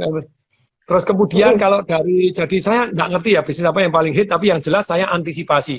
Karena banyak orang yang ketika bilang bahwa ini pasti paling hit, menurut Pak Tung, menurut siapapun ini paling hit. Kalau paling menghasilkan uang, menurut saya adalah jual beli perusahaan. Jual beli perusahaan. Yang membuat Anda jadi kaya luar biasa. Makanya, karena kemarin saya wawancara dengan Pak Haritanu, kemudian Pak Mas Sandiaga Uno, gitu ya. Mereka dua orang itu pada waktu tahun 97-98 itu kaya luar biasa karena kesempatan jual beli perusahaan dan bisa tidak pakai modal. Mereka hanya lead-nya dulu karena dia punya kenalan, punya network dan sudah di bidang tersebut. Mereka bisa ada perusahaan-perusahaan yang dijual murah, kemudian jual beli perusahaan. Maksudnya hit itu ada yang paling menguntungkan atau yang paling populer gitu ya. Kalau paling populer tetap online, yes. Terus kemudian kalau dari satu sudut paling menghasilkan uang ya tadi, makelar perusahaan tadi. Mas Sandi itu cerita bahwa dia, betul hari ini perusahaannya yang lain ada yang bermasalah, tapi dia yang hari ini perusahaannya yang untuk restrukturisasi perusahaan, untuk jual beli perusahaan, sekarang lagi laris-larisnya juga, lagi hit. Dan dulu dia bisa dapat misalnya keuntungan 20% bahkan tanpa modal. Karena dia lihat ini ada perusahaan yang dijual, mau ikut nggak? Nanti kalau dijual laku, saya bayar 20%, tapi saya punya 20%. Bayar pada waktu laku. Nanti kalau sekian tahun ternyata tidak laku, harga tidak naik, ya 20% ambilin. Aman toh? Aman, oke. Nah ini bisa dilakukan begitu. Itu yang paling menguntungkan. Jadi jadilah makelar perusahaan gitu. Yes. Makanya hari ini saya baru nganalisa nih perubahan aspal di Buton, terus kemudian ada BPR, ya belajar analisa. Kalau bisa nanti ya kerjasama masuk bareng-bareng sama tim, nah kita beli, kita perbaiki, kemudian kita jual lagi. Nah memang jual beli perusahaan itu yang memang menguntungkan paling banyak. Yes. Oke. Pak, ini ada pertanyaan lagi. Tadi Bapak sempat membahas mengenai kebaikan. Kebaikan itu artinya apa sih menurut seorang Pak Tung? Jadi membantu orang lain bukan fokus kepada jadi kebaikan kita misalnya kita janji 1 kita ngasih 2 itu kebaikan. Anda utang seperti yang Nabi Muhammad itu ya, jadi dipinjemin domba, kembaliin dombanya 2, kembaliin dombanya lagi hamil, dombanya lebih gemuk. Nah, tapi istilah kebaikan itu do something extra mile untuk kebutuhannya orang lain, bukan kebutuhan kita.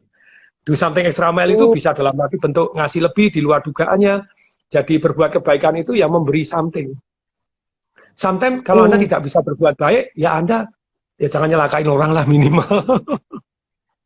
Iya, ya. Tapi kalau diri sendiri sedang kesulitan, bagaimana caranya dia bisa tetap melakukan kebaikan? Small thing. Kayak tadi Anda kesulitan, Anda lihat siapa yang lebih sulit dari Anda bantu, mendadak Anda feeling so good. Minimal bantu doa. Jadi satu hari saya gandulan di bis pada waktu datang di Jakarta. Satu hari kan saya naik helikopter nonton. Wah, ini 213 nih, Mercy saya dulu. Isinya 213 orang. Matraman Sudirman ini Kampung Melayu. Oke, saya naik helikopter. Oh, ini keren ini bisnya kecil amat itu. Nah, saya segala memori saya ingat pada waktu itu kalau berangkat naik bis itu masih enak karena berangkat kerja masih wangi semua. Begitu pulang kerja itu paling tak tahan ada gandum.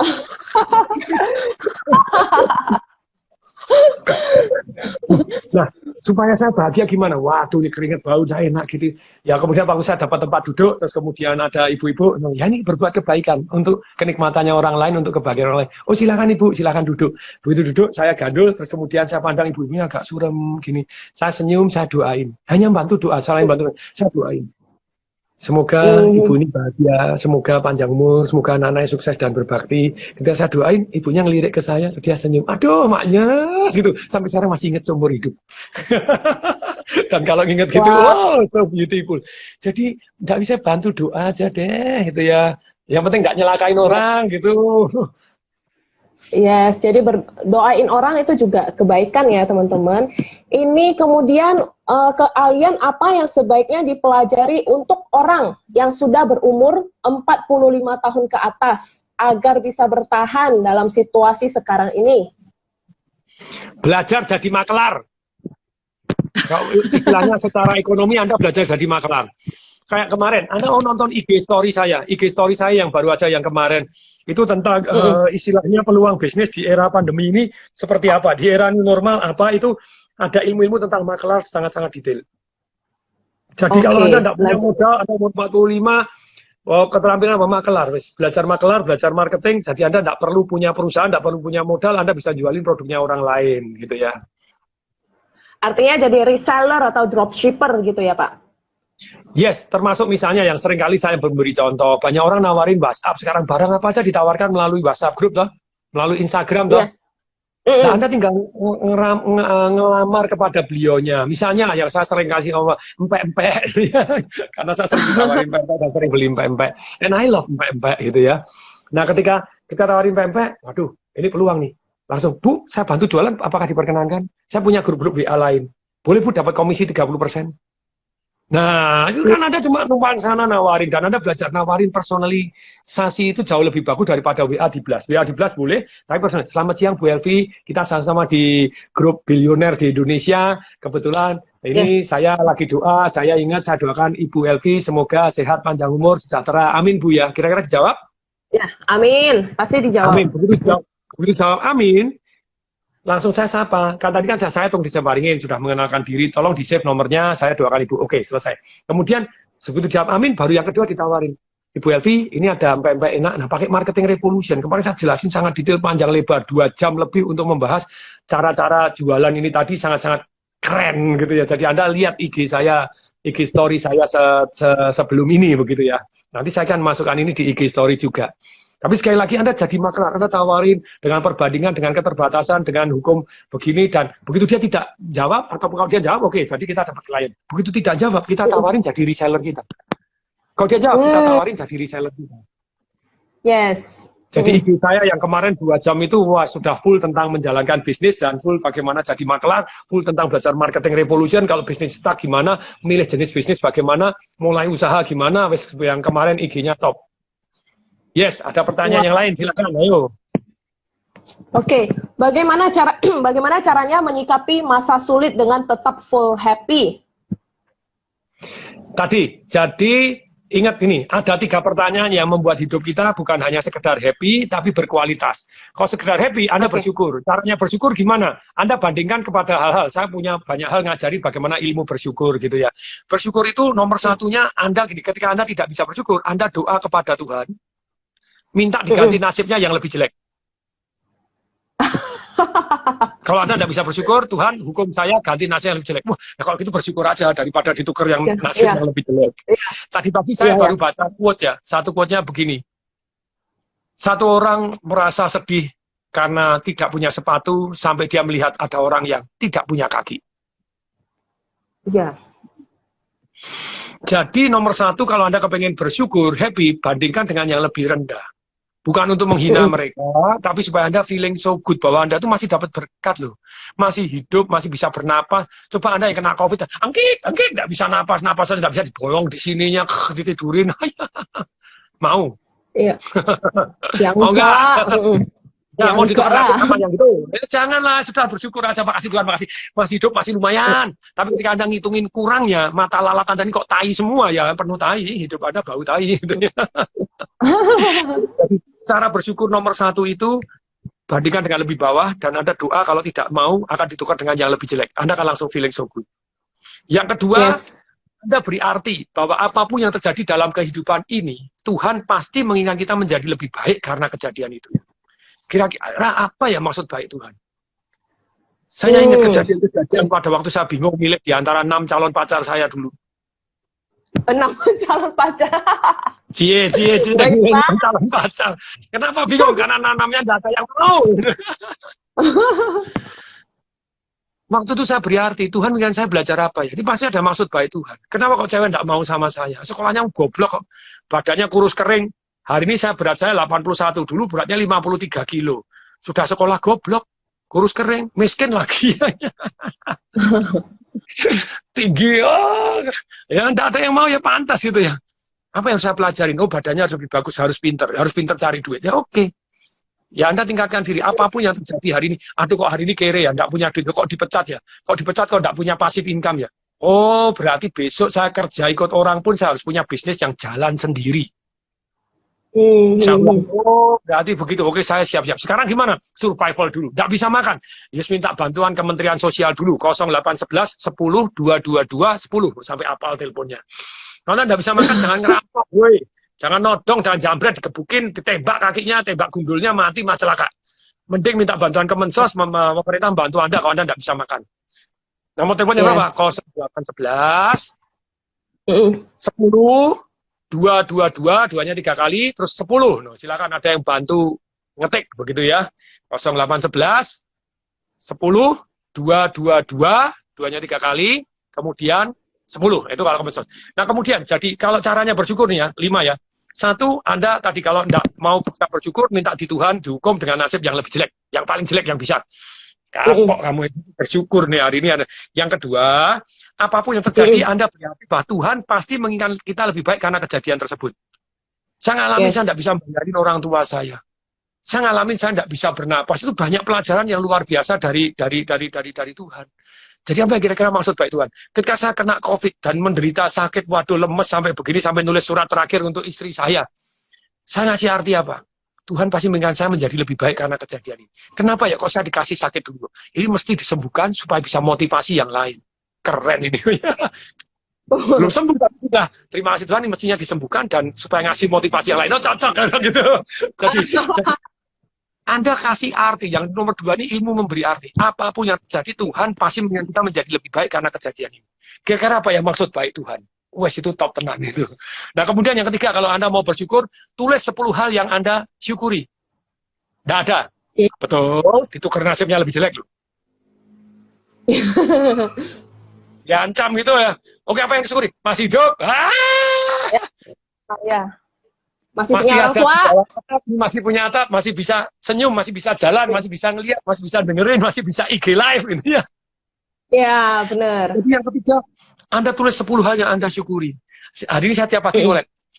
Terima kasih Tuhan. Oh yes, itu ilmu bersyukur. Kemudian, apa yang saya syukuri hari ini ya? Oh, masih hidup. Masih di atas tanah. Kalau sudah di bawah tanah 2 meter kan dikubur gitu ya.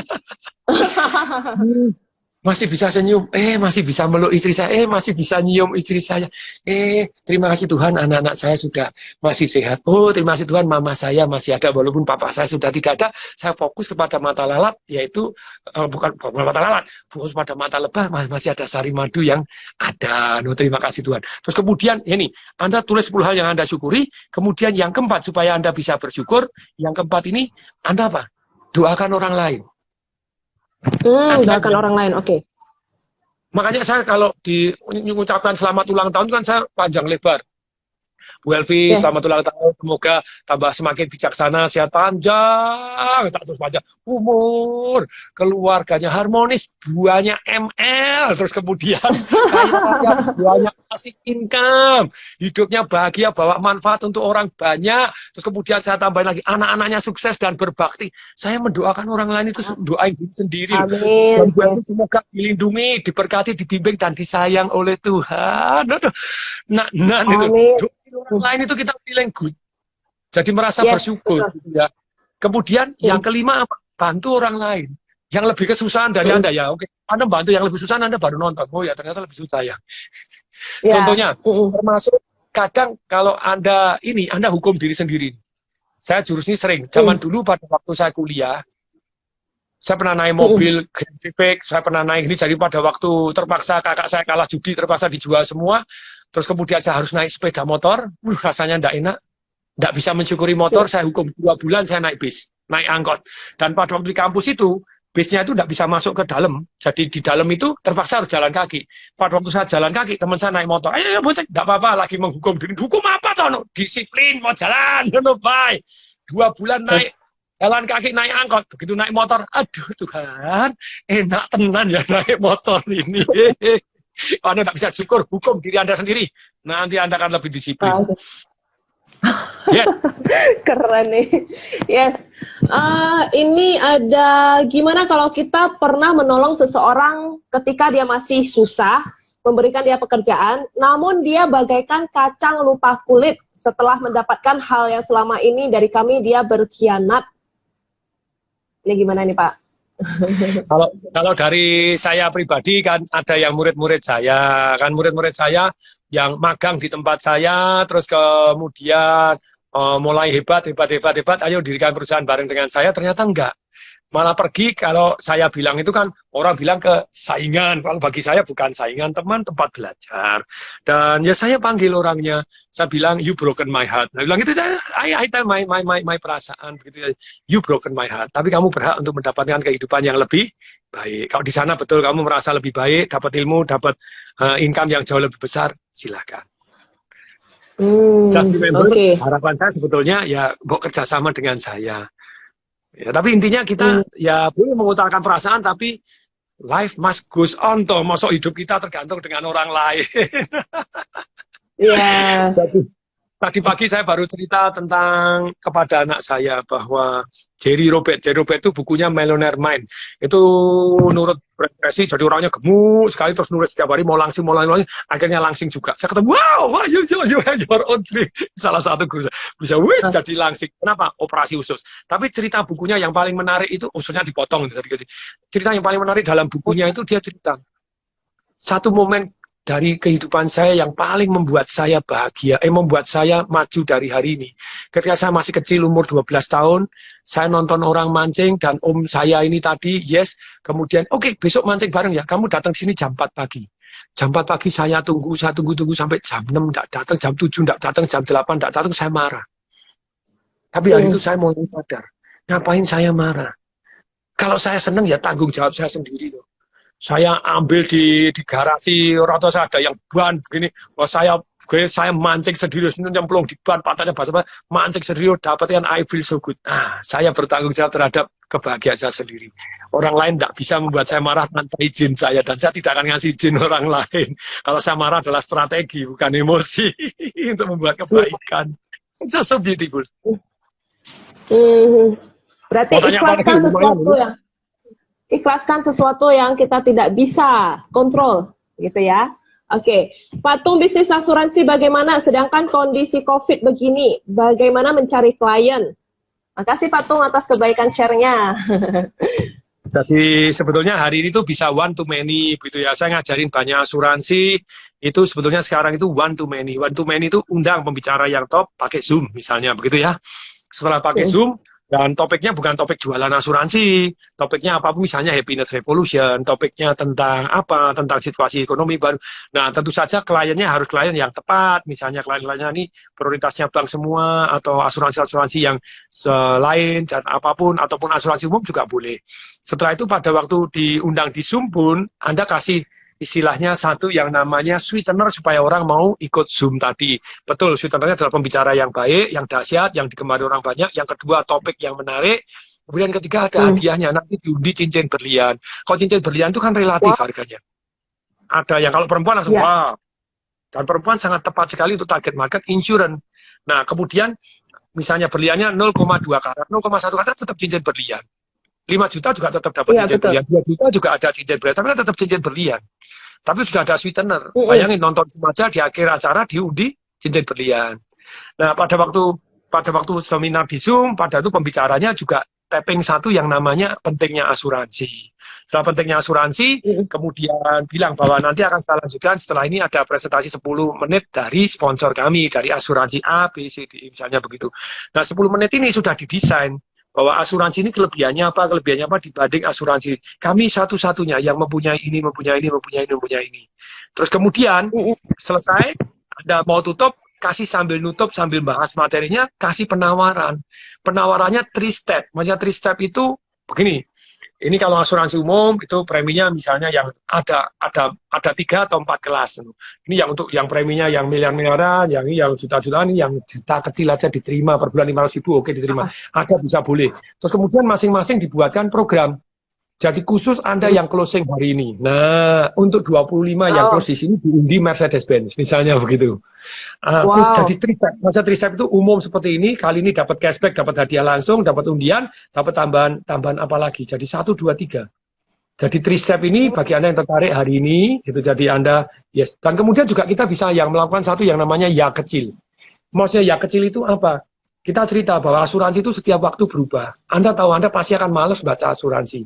Kalau Anda malas baca asuransi, alangkah baiknya Anda share kepada teman-teman di sini. Silakan teman-teman yang di asuransi mengeluarkan nomor teleponnya, kan gitu ya. Anda hubungi nomor telepon ini, nanti Anda akan bisa mendapatkan berhak konsultasi gratis. Jadi please yang namanya istilahnya perjanjian asuransi Anda, polisnya dibuka, serahkan kepada teman Anda untuk dianalisa karena banyak asuransi itu yang tidak masuk akal. Contoh, saya beri contoh kalau saya gitu. Dulu saya tabrakan, patah tulang di sini, ini tulang di sini sampai patah di sini, itu pada waktu operasi. Ternyata nggak diganti sama asuransi. Karena asuransi bilang harus nginep 3 hari. Asem. Saya nginep semalam nggak diganti. Jadi ada klausul-klausul yang ajaib dan Anda bisa jadi asuransi kedobelan. Kalau Anda asuransi kedobelan, mubasir. Anda nggak bisa klaim asuransi kesehatan 2 kali gitu ya. Tapi ada yang mengizinkan. Nah untuk itu, kan Anda malas baca toh. Sudah serahkan kepada agennya di sini untuk dibacain mana yang double nanti akan disarankan. Apapun asuransi Anda, kalau double di sini kan kalau ada yang klausul-klausul yang aneh. Contohnya klausul yang aneh begini. Ada asuransi yang punya klausul begini. Pihak asuransi boleh menghentikan sewaktu-waktu. Jadi Anda sudah 8 tahun nyicil asuransi.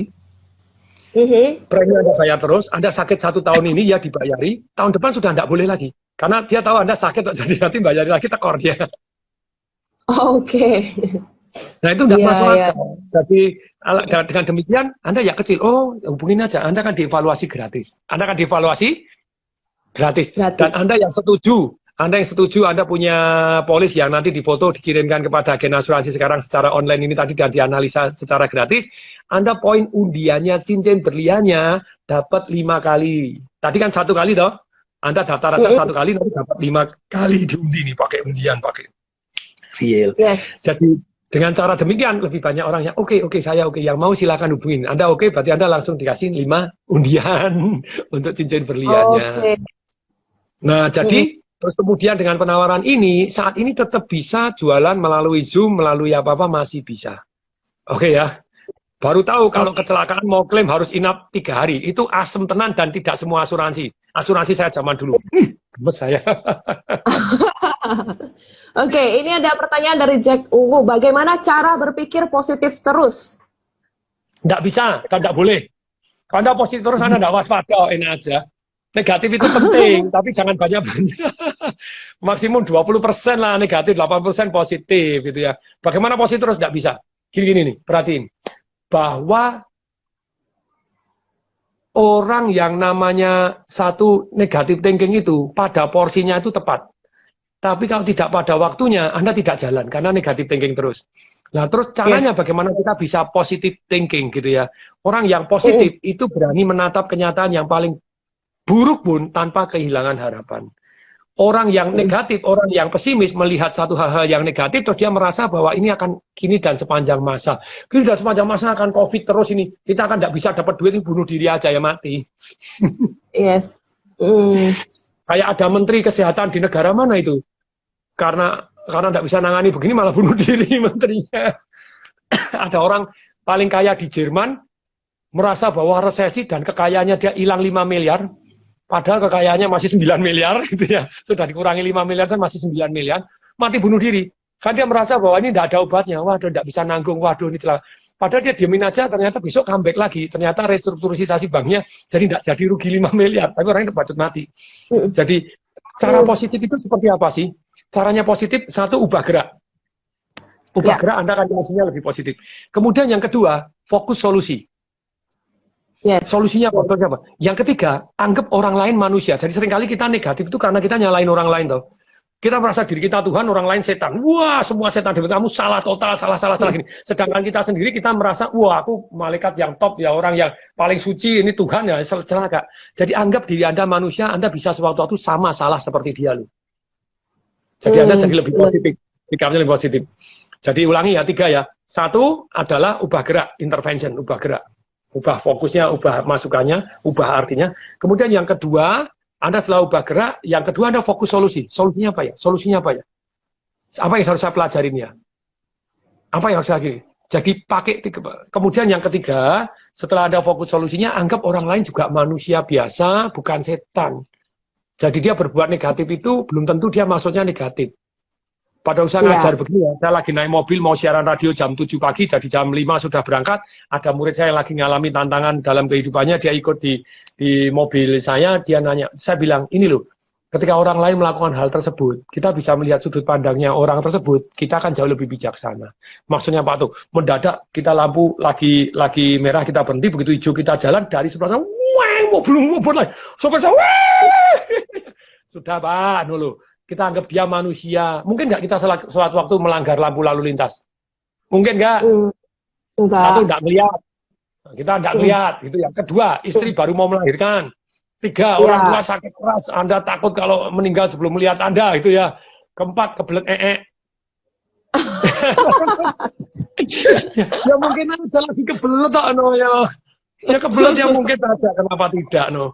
Jadi banyak kita anggap kita bisa loh jadi seperti dia. Jadi kita lebih positif. Itu manusia biasa, dia bukan setan, kita juga bukan Tuhan, kita juga mungkin berbuat kesalahan yang sama dengan sejuta alasan pembenar yang mungkin juga tadi perlu tidak tahan daripada keceret tapi atau keceret. Atau memang tidak lihat sungguh-sungguh ya mungkin aja. Oke, semoga bermanfaat ini. Yes. Bagaimana cara agar semangat tetap stabil, bahkan terus meningkat, kalau misalkan turun pun bisa bertahan, Pak? Jadi tetap tidak ada yang namanya stabil, mesti naik turun. Tapi yang paling penting kita terus naik, jangan turun terus ngebor terus, naik turun. Itu manusia. Yang namanya mood kita tidak bisa cegah. Mendadak kita tidak happy, mendadak kita kok agak males ya. Berapa hari yang lalu saya agak drop gitu. Secara fisik kok saya agak saya merasa sudah sembuh 125%, kok ini agak turun ya. Energi saya agak low ya. Low bad ini salah makan, salah apa ini. Selidikin dulu gitu ya. Nah kemudian apa yang terjadi? Bagaimana kita supaya semangat lagi? Perhatiin ya. Ternyata semangat itu timbul, itu sebetulnya secara fisiologi, tadi secara gerak gitu ya. Fisiologi kita juga penting sekali, termasuk jumlah tidurnya, minumnya, makanannya. Kalau Anda salah makan, kayak saya, lagi salah makan, lagi diare, akan sedikit banyak lemes gitu ya. Nggak bisa tidur ya lemes gitu ya. Jadi tidurnya harus cukup, air putihnya harus cukup. Kalau air nggak cukup ya berat sekali. Minimal 30 cc per kilogram berat. Misalnya beratnya 50 ya 1,5 liter. Lebih boleh nggak? Boleh. Tapi minum multivitamin, mineral, dan ada garam itu juga penting. Kalau enggak ada minum terlalu banyak, lemes karena listriknya hilang. Oke, jadi ketika Anda bagaimana tetap semangat, itu ya berarti ini nih. Berarti ini nih. Jumlah tidur penting. Makan penting. Kalau Anda makan sayur segar, jus segar, yang segar-segar, Anda seger. Makan banyak makan daging, ngantuk gitu. Ini penting. Makanan. Terus kemudian yang ketiga adalah minuman. Minuman cukup 30 cc per kilogram. Beratnya 100 kilogram ya berarti 3000 cc. Saya 80 ya berarti 2,4 liter minimal. Terus kemudian setelah tidur, kemudian makan, minum, bernapas. Nah, ini bernapas. Makanya kalau Wim Hof itu dikasih, kalau kamu pesen satu pesen sama orang banyak apa? Breathe, motherfucker katanya. Bernapas, weh, sambil dimaki-maki dia. Suruh napas itu ya, suruh napas. Bernapas itu penting kalau Anda bernapas ini. Tapi yang nomor satu, ulangi ya, tidak tidur Anda ada yang tahan 12 tahun karena mereka dia bisa gini. Ya. Tidak makan Anda tahan 3 bulan rata-rata. Tidak minum 4 hari lah. 4 hari Anda tidak minum. Ya. Tidak bernapas 4 menit. Tapi ini yang paling penting. Tanpa ini Anda tidak akan semangat, hidup Anda tinggal 4 detik. Apa itu? Nafas. Tanpa harapan. Nafas. Tanpa harapan. Tanpa harapan. Kalau tidak nafas 4 menit. Nggak nafas 4 menit. Kalau tidak pakai ini 4 detik tanpa harapan. Nggak percaya, itu tanpa harapan orang terjun dari lantai 20 toh. 1, 2, 3, 4 selesai gitu ya. Jadi, untuk punya harapan Anda harus jago memprogram pikiran Anda gitu ya, bahwa Anda selalu percaya bahwa Tuhan kan Anda menjadi lebih baik karena kejadian ini. Dan Anda percaya bahwa manusia itu tidak dikasih. Bahkan pada waktu saya memutuskan untuk ceria dan untuk happy, jadi pasien yang paling ceria aja deh. Yang nyanyi-nyanyi, dikangenin loh sama dokternya. Di Instagram saya ada yang komentar, aduh Pak Tung, kita kangen Anda. Dulu itu saya kadang tilik masuk ke kamar Anda itu bukan mau ngecek Pak Tung, karena kepengen ngerasakan energi positifnya. Sekarang nggak ada pasien yang ceria kayak Pak Tung, yang nyanyi-nyanyi, yang joget-joget, yang gendeng-gendengan. Pada waktu itu saya merasa gimana? Tuhan, saya terima kasih dengan hati gembira menyembuhkan, dengan hati gembira membuat saya lebih hebat. Terima kasih, pokoknya saya anggap sembuh. Tapi if something happen pun, saya mau mati dengan gembira. Mati dengan gembira. Wah, luar biasa banget ini Pak Tung. Udah istilahnya sudah diambang kematian, boleh dikatakan seperti itu. Tapi masih hatinya tetap, wow, luar biasa banget. Saya mau tetap gembira, saya mau tetap panjang umur. Tapi kalau dipanggil Tuhan, ya saya mau gembira aja deh gitu ya. Iya, oke, Pak Tung, ini saya nggak bisa scroll ke atas, tapi sepertinya tadi ada pertanyaan mengenai hotel dan pendidikan. Bagaimana dengan bisnis hotel dan bisnis pendidikan, Pak, saat ini? Saya punya beberapa hotel, ya terpaksa harus sabar menanti. Ada beberapa ide, yaitu gabung dengan rumah sakit. Ini kan sebentar lagi setelah selesai lebaran ini, bakal penderita COVID-nya meledak loh nih. Karena orang nekat belanja baju, unyel-unyelan, enggak apa-apa. Kalau saya sehat, saya masih muda, enggak apa-apa. OTG orang tanpa gejala pulang, nularin orang tuanya, nularin neneknya, nularin omnya. Nah, nanti rumah sakit akan meledak. Saya bilang, kalau bisnis hotel, kerjasama dengan rumah sakit. Kerja rumah sakit, pakai yang namanya isolasi mandiri 14 hari. Dan hari ini bisa meledak bukan hanya karena banyak orangnya, ya karena alat tesnya sudah lebih banyak dan lebih mudah. Dengan alat tes lebih banyak dan lebih mudah ini akan yang meningkat, akan ribuan orang lebih terkena. Dan kalau ribuan orang terkena, mereka butuh isolasi mandiri. Rumah sakit bakal tidak bisa nampung. Kalau tidak bisa nampung, persis yang dilakukan di Hotel Area Duta Karawaci, 193 kamar sampai hari ini always full. Oke. Nah itu apa? Kerjasama dengan rumah sakit, ya isolasi mandiri. Semuanya dengan standar rumah sakit gitu ya. Itu jadi kalau hotel, tapi partner saya jangan Pak, ini hotel bintang 5 sepi, enggak apa-apa, biarin aja gitu ya. Yang partner hotel 4 ya ini jadi penting gitu ya. Oke, pertanyaan yang tadi setelah itu hotel terus apa lagi? Pendidikan Pak. Kalau pendidikan go online. Saya seminar online. Yang berbayar juga online, Financial Revolution online. Banyak yang online sekarang go online sudah. Contohnya seperti bimbel Pak. Kalau bimbel ya online. Go online. Ya contohnya bimbel itu seperti anak saya ya, dia ikut bimbel kan, bimbel semua mata pelajaran, jadi gurunya periksain itu apa PR-nya apakah ada dikerjain atau enggak. Itu gimana caranya dia bisa go online, sedangkan satu guru mengajar beberapa tingkat kelas kan gitu loh. Itu tantangan tersendiri juga. Kalau saya sendiri itu, ini kasihan pegawai hotelnya dipenuhi orang ODP ya, lumayan pakai masker semuanya, pakai alat perang semua juga pegawai hotelnya. Ya. Jadi kalau dari yang namanya sekolah, sekarang sekolah online, bimbingan ya bimbingan online, dan alangkah baiknya sebetulnya makin lama masuk ke rekaman. Kayak saya pribadi ya, seminar Financial Revolution sudah mulai direkam, Business Revolution mulai direkam. Jadi saya jualan seminar misalnya Mastery University saya yang terdiri dari Business Mastery, Business Revolution, Marketing Revolution, Life Revolution, terus kemudian Property Risk Revolution, sudah dipotong-potong jadi online sekarang. Jadi materi-materinya direkam, jadi online. Jadi yang ngajar sudah rekaman aja gitu ya, praktis. Yang ngajar rekaman, ada tugas-tugasnya. Sedangkan ada mentorship, ada nggak? Mentorship saya sudah mulai punya mentor-mentor yang jalan tanpa saya.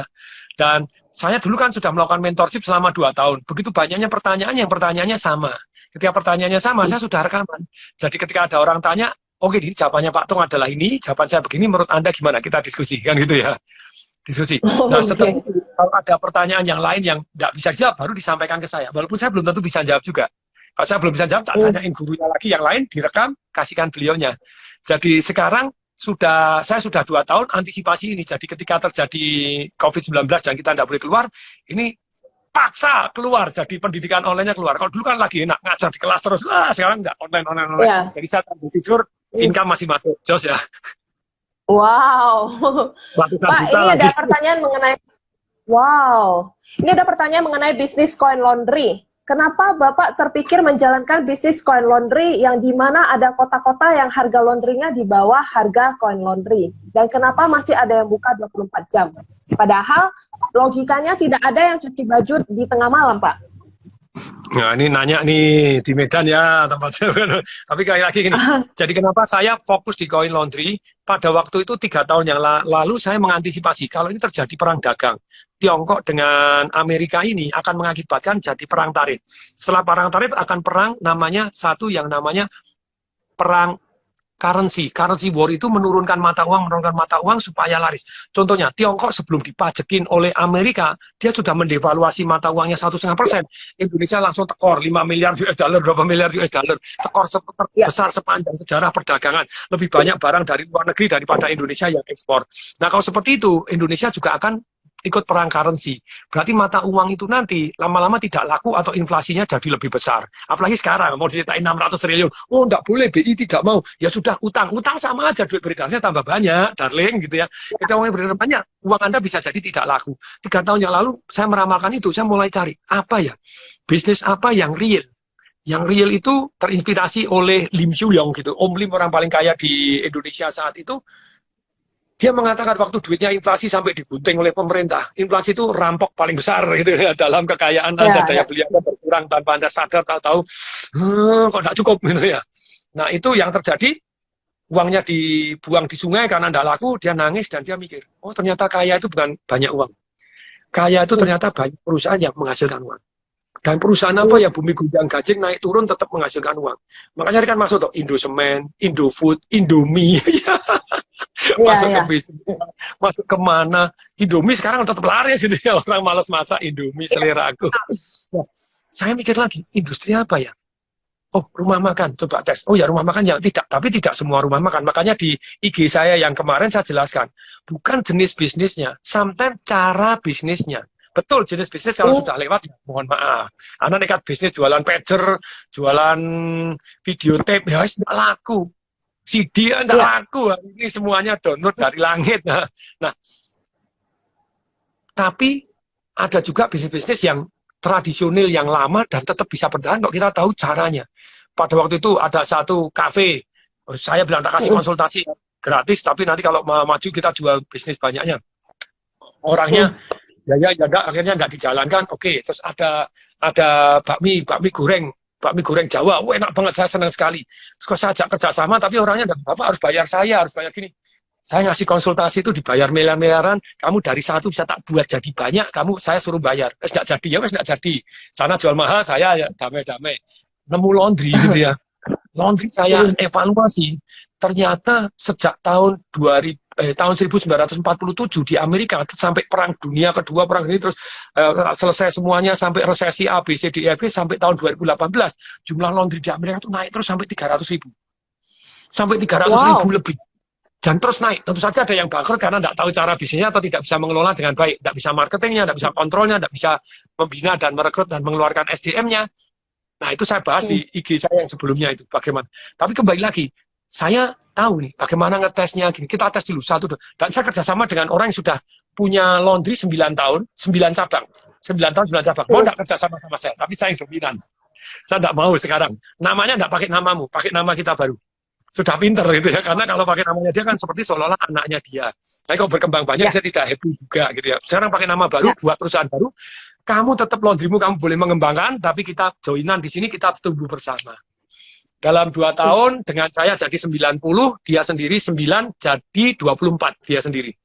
Partner saya ini, dia sendiri boleh 24, saya jadi 90 bareng dengan dia.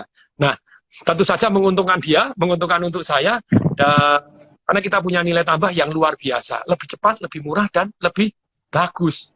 Kalau Anda sudah punya nilai tambah ini, Anda akan jauh lebih luar biasa. Bahkan di masa-masa PSBB ini, pembatasan sosial berskala besar, kita boleh buka.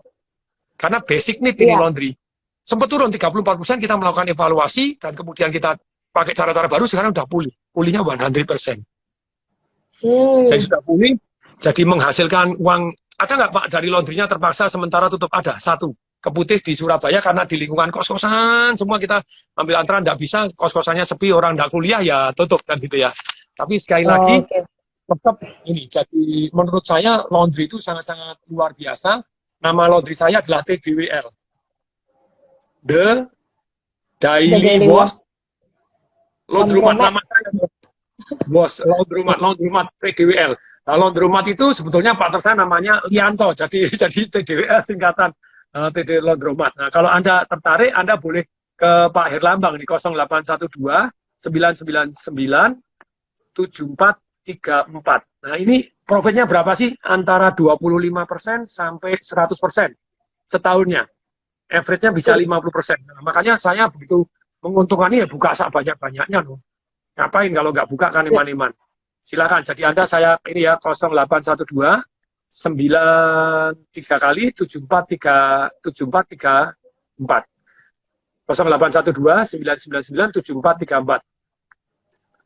Hari ini sudah 30 terpaksa ya kita nunggu, terus kemudian nambah lagi 30, ya terpaksa ya harus nunggu, ya wes nunggu aja. Wow. Jadi sekarang sudah berapa cabang nih Pak? 90 tadi ya? 90, masih antri 30 sekian, kemarin ada 30 lagi peminat, ya sambil cari tempatnya, kita evaluasi dulu pakai di Langit, brand laundry-nya TDWL, The Laundromat. The Daily Wash Laundromat DWL, tong desa Waringin Laundromat begitu ya. Ini saya semat deh nih kalau Anda mau ini TDWL. Oke, ada yang mau tanya lagi? Ini sudah 2 jam loh, 14 terus nih.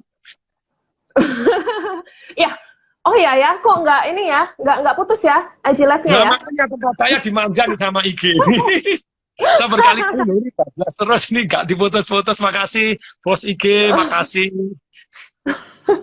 Oh ya, oke Pak Tung, ini apa pendidikan untuk anak SD ke depannya? Apakah mestinya menjadi seseorang yang punya keahlian khusus atau keahlian umum di tengah kondisi corona dan new normal?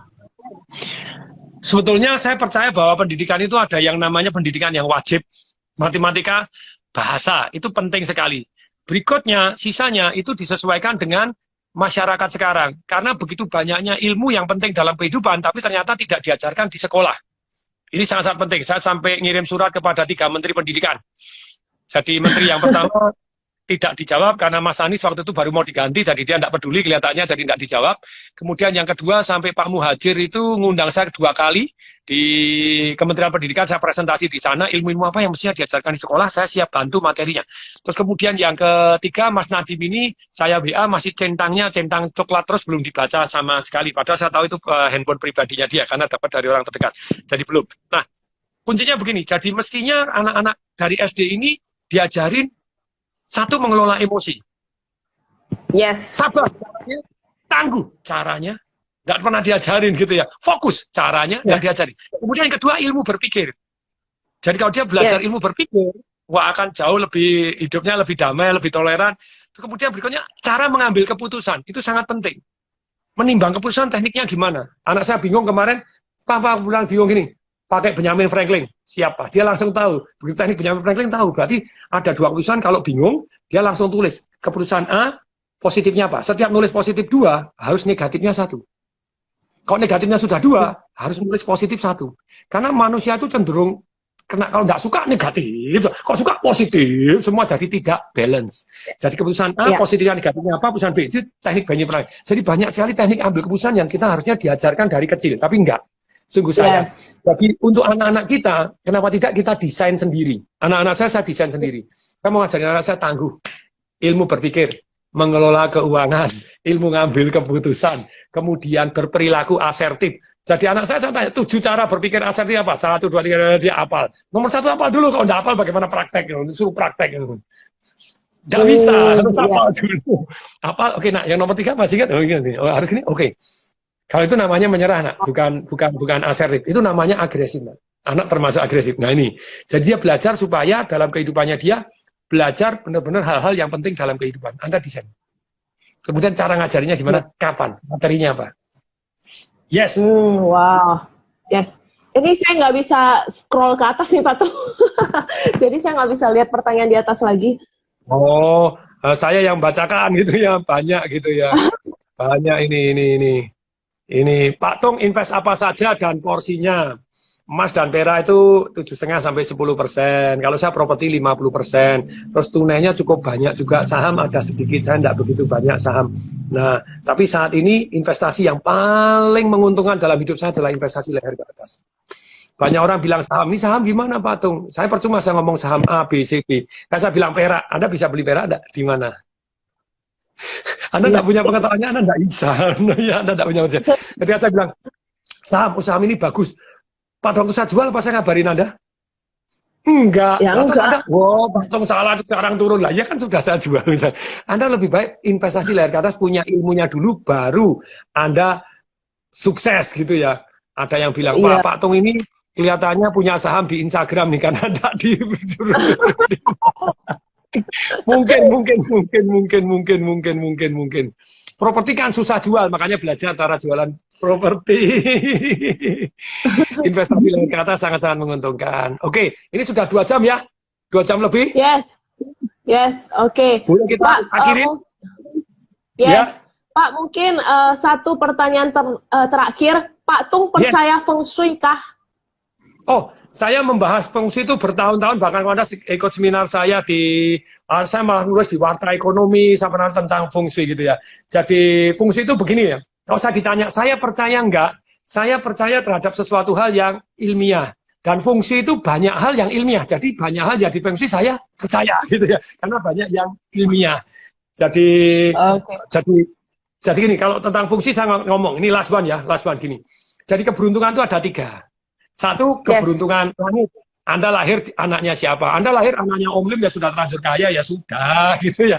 Anda lahir jadi anak saya yang ketiga, ya jemput pertama aja udah Mercy S, naik Mercy kan begitu ya. Kecil-kecil sudah naik helikopter, jadi naik private jet umur 11 ya itu anak saya ya. Ya dia ya terima kasihlah sama Tuhan gitu ya. Tapi sekali lagi itu keberuntungan langit. Anda tidak bisa minta. Lahir laki, perempuan, lahir di mana orang tuanya siapa, tidak bisa minta. Yes. Lingkungan apa, nggak bisa minta. Itu keberuntungan langit, 100% hak Tuhan. Kemudian yang kedua adalah keberuntungan bumi. Keberuntungan bumi itu namanya Feng Shui tadi. Itu separuh hak manusia, separuh hak Tuhan. Yes. Kemudian yang ketiga adalah keberuntungan manusia. Apa yang kita masukkan dalam otak kita, yang menjadi sikap kita, yang menjadi tindakan kita, itu membawa keberuntungan untuk kita. Jadi saya sangat-sangat percaya ketika Anda tidak bisa mengubah keberuntungan langit, keberuntungan manusianya ditingkatkan, maka dari secara Feng Shui Anda juga meningkat keberuntungannya. Maksudnya bagaimana? Yes. Ini loh, ada orang percaya gini, wah ini nomornya nomor hoki. Itu kan kepercayaan Anda sendiri gitu ya. Saya di Solo misalnya. Kalau Anda ada di Solo, halo Solo, Anda say Solo, mana Solo, tak tunjukin tempatnya gitu ya. Solo itu ada tempat tusuk sate yang luar biasa di depan pasar gede. Itu sebelah kiri jalan, belakangnya sungai. Belakang sungai bagus nggak? Nggak bagus. Tusuk sate bagus nggak? Nggak bagus secara Hong Shui. Sampai hari ini, anak-anaknya panjang umur, orangnya kaya raya, itu teh songo. Teh 999, ada 93 kali. Hong Shui-nya termasuk terjelek. Buktinya apa? Dia kan rumahnya sebelah sini. Yang sebelahnya satunya, ditaruh siapapun tidak pernah berjaya. Buka apapun tutup. Sampai terakhir dibeli sama Tahir. Jadi Maya pada bank. Oke. Ya, baik-baik. Nggak tahu, Maya pada mungkin bermasalah juga. Tapi dalam hal ini, baik-baik. Gitu ya. Tapi sekali lagi, ada yang orang yang bilang Hong Shui-nya jelek sekali di Malang, di Jalan Kawi. Dibukai usaha apapun tutup. Bukain usaha apapun tutup. Dibuat begini tutup, 9 kali tutup. Terakhir dibeli Kentucky. Dibukain Kentucky sampai sekarang jaya. Kok bisa? Keberuntungan manusianya. Keberuntungan manusianya. Makanya ada satu cerita ya, untuk menutup kali ini tentang Feng Shui gitu ya. Ada satu orang lagi beli rumahnya kuno, dan di sana ada pohonnya, ada tanamannya, ada apanya. Terus kemudian baru mau dirombak sama dia ngundang guru Feng Shui. Pada waktu ngundang guru Feng Shui, mendadak dia ngerem. Set, berhenti. Yang guru Feng Shui-nya nanya, "Loh kenapa berhenti?" "Oh, itu ada satu anak lari." "Loh, terus?" "Lah kalau ada satu anak lari, enggak mungkin satu anak lari sendirian. Mesti kejar-kejaran." "Oh, benar. Berapa saat kemudian?" Oke. Terus kemudian pada waktu mau masuk rumah, dek, ada burung berterbangan. Terus kemudian, kita tunggu dulu di sini ya. "Loh, ada apa?" "Oh, itu mestinya ada orang yang lagi manjat pohon di kebun saya gitu, dia ngambil buah." "Loh, kenapa enggak masuk?" "Kok kita masuk nanti orangnya kaget malah jatuh dari pohon. Jadi biarlah kasih kesempatan untuk ngambil buahnya." Wow, setelah berkali-kali seperti itu, guru Feng Shui cuma ngomong gini, "Kamu enggak perlu saya lagi." "Loh, kok perlu?" "Feng Shui-mu bagus." "Loh, kok bisa bagus?" "Keberuntungan manusiamu tinggi. Karena sikapmu penuh welas asih, penuh kewaspadaan, rezekimu banyak, aman kamu. Feng Shui-nya kayak apapun kamu baik-baik saja." Karena keberuntungan manusiamu tinggi sekali. Dan kalau sikap saya terhadap Feng Shui begini, kalau Anda percaya, jalanin. Kalau enggak percaya, enggak usah nanya. Kalau ada orang komentar besar, itu baik saja. Dan kalau misalnya ada orang, misalnya kalau Anda enggak percaya dan kemudian ngomong something yang negatif, bilang saya buktikan berlawanan gitu. Oh, saya sering. Zaman dulu saya sering. Zaman apa gitu diancamin begitu ya, diancamin sering. Tapi saya damai-damai aja, saya bilang saya buktikan ya. Jadi bukan nyombong, enggak, saya buktikan, saya akan usaha, saya akan gini. Ada yang ngutukin gini, "Wah, kamu beli ini bakal miskin." Saya bilang, ya saya buktikan ya, nanti kasih kesempatan Tuhan dan usaha saya, tolong Tuhan kasih kelancaran, saya buktikan saya kaya raya. Wow, keren banget. Jadi ada orang yang istilahnya mengutukin supaya saya takut, supaya begini, bahkan ada tukang ramal gitu ya. Tukang ramal, "Oh, kamu begini. Saya cuma ngomong sama tukang saya enggak ngelawan sama tukang ramal, saya cuma diem aja diramal begini, saya diem. Begitu di luar, saya cuma apa? Saya cuma ngomong, dibuktiin ya. Kita doa, saya doa sama Tuhan, sama usaha, dan tetap doa. Bahkan itu tidak terjadinya begini. Itu keren sekali, karena banyak dukun, itu yang penting duit. Jadi Anda diramal, dikasih masalah. Contohnya papa saya. Waduh, papa saya zaman dulu, wah saya nonton papa saya senang sekali, luar biasa. Ada satu dukun itu ngeramal mama saya tepat luar biasa. Kamu gini. Kalau sekarang sih saya tahu teknologinya gitu ya. Kerjasama, jadi bisa nebaknya tepat banget. Jadi setelah tepat banget, terus ngomong sama mama saya ngikut mama saya ke dukun tadi. Mama saya diramal gimana? "Hati-hati loh, suamimu bakal punya istri 2. Kok kamu enggak hati-hati?" Terus mama saya langsung panik tuh. "Loh, terus harus gimana?" "Oh, kamu beli ini, disuruh bayar." Iya. Terus pulang, mama saya ngomong sama papa saya, katanya dukunnya nanti kamu punya istrinya 2. Papa saya ngomongnya mantep. "Lihat ya," wajahnya gini, "lihat ya, sampai mati lihat istriku berapa." Udah mantep banget. Cool. Mantep banget papa saya. "Lihat sampai mati istri saya berapa." Aduh, sampai mati papa saya istrinya 1. Saya ngingetin mama saya, dukunnya itu ya dukunnya asem tenan tuh, setan demit aja. Memang Anda ditakut-takutin supaya Anda bayar macam-macam. beli bunga, beli ini, beli itu ya. Wah, ini tanpa terasa kita sudah lebih dari 2 jam ini Pak. Ya, Dan, terima kasih. dan ini juga masih tetap ini ya, tetap on ya. Sudah lewat 2 jam juga masih tetap on. Wow, keren banget. Yes, thank you banget. Terima kasih yang Thank you banget Pak Tung sudah mau berbagi di sini di tengah-tengah jadwalnya Pak Tung yang tentunya juga padat banget. Thank you so much untuk teman-teman. Ini ada 700-an orang yang menonton. Thank you so much untuk teman-teman yang ketinggalan di IGTV-nya Pak Tung ya. Thank you so much. Semoga Anda mendapatkan manfaat sebesar-besarnya. Stay safe, stay healthy, stay happy. Saya Elvy Angelina. Dan terima kasih, saya Tung Desewaringin, juga Ibu Elvy, live coach, silakan follow Ibu Elvy juga. Kami berdua mengucapkan salam dahsyat. dahsyat. Terima kasih, terima kasih.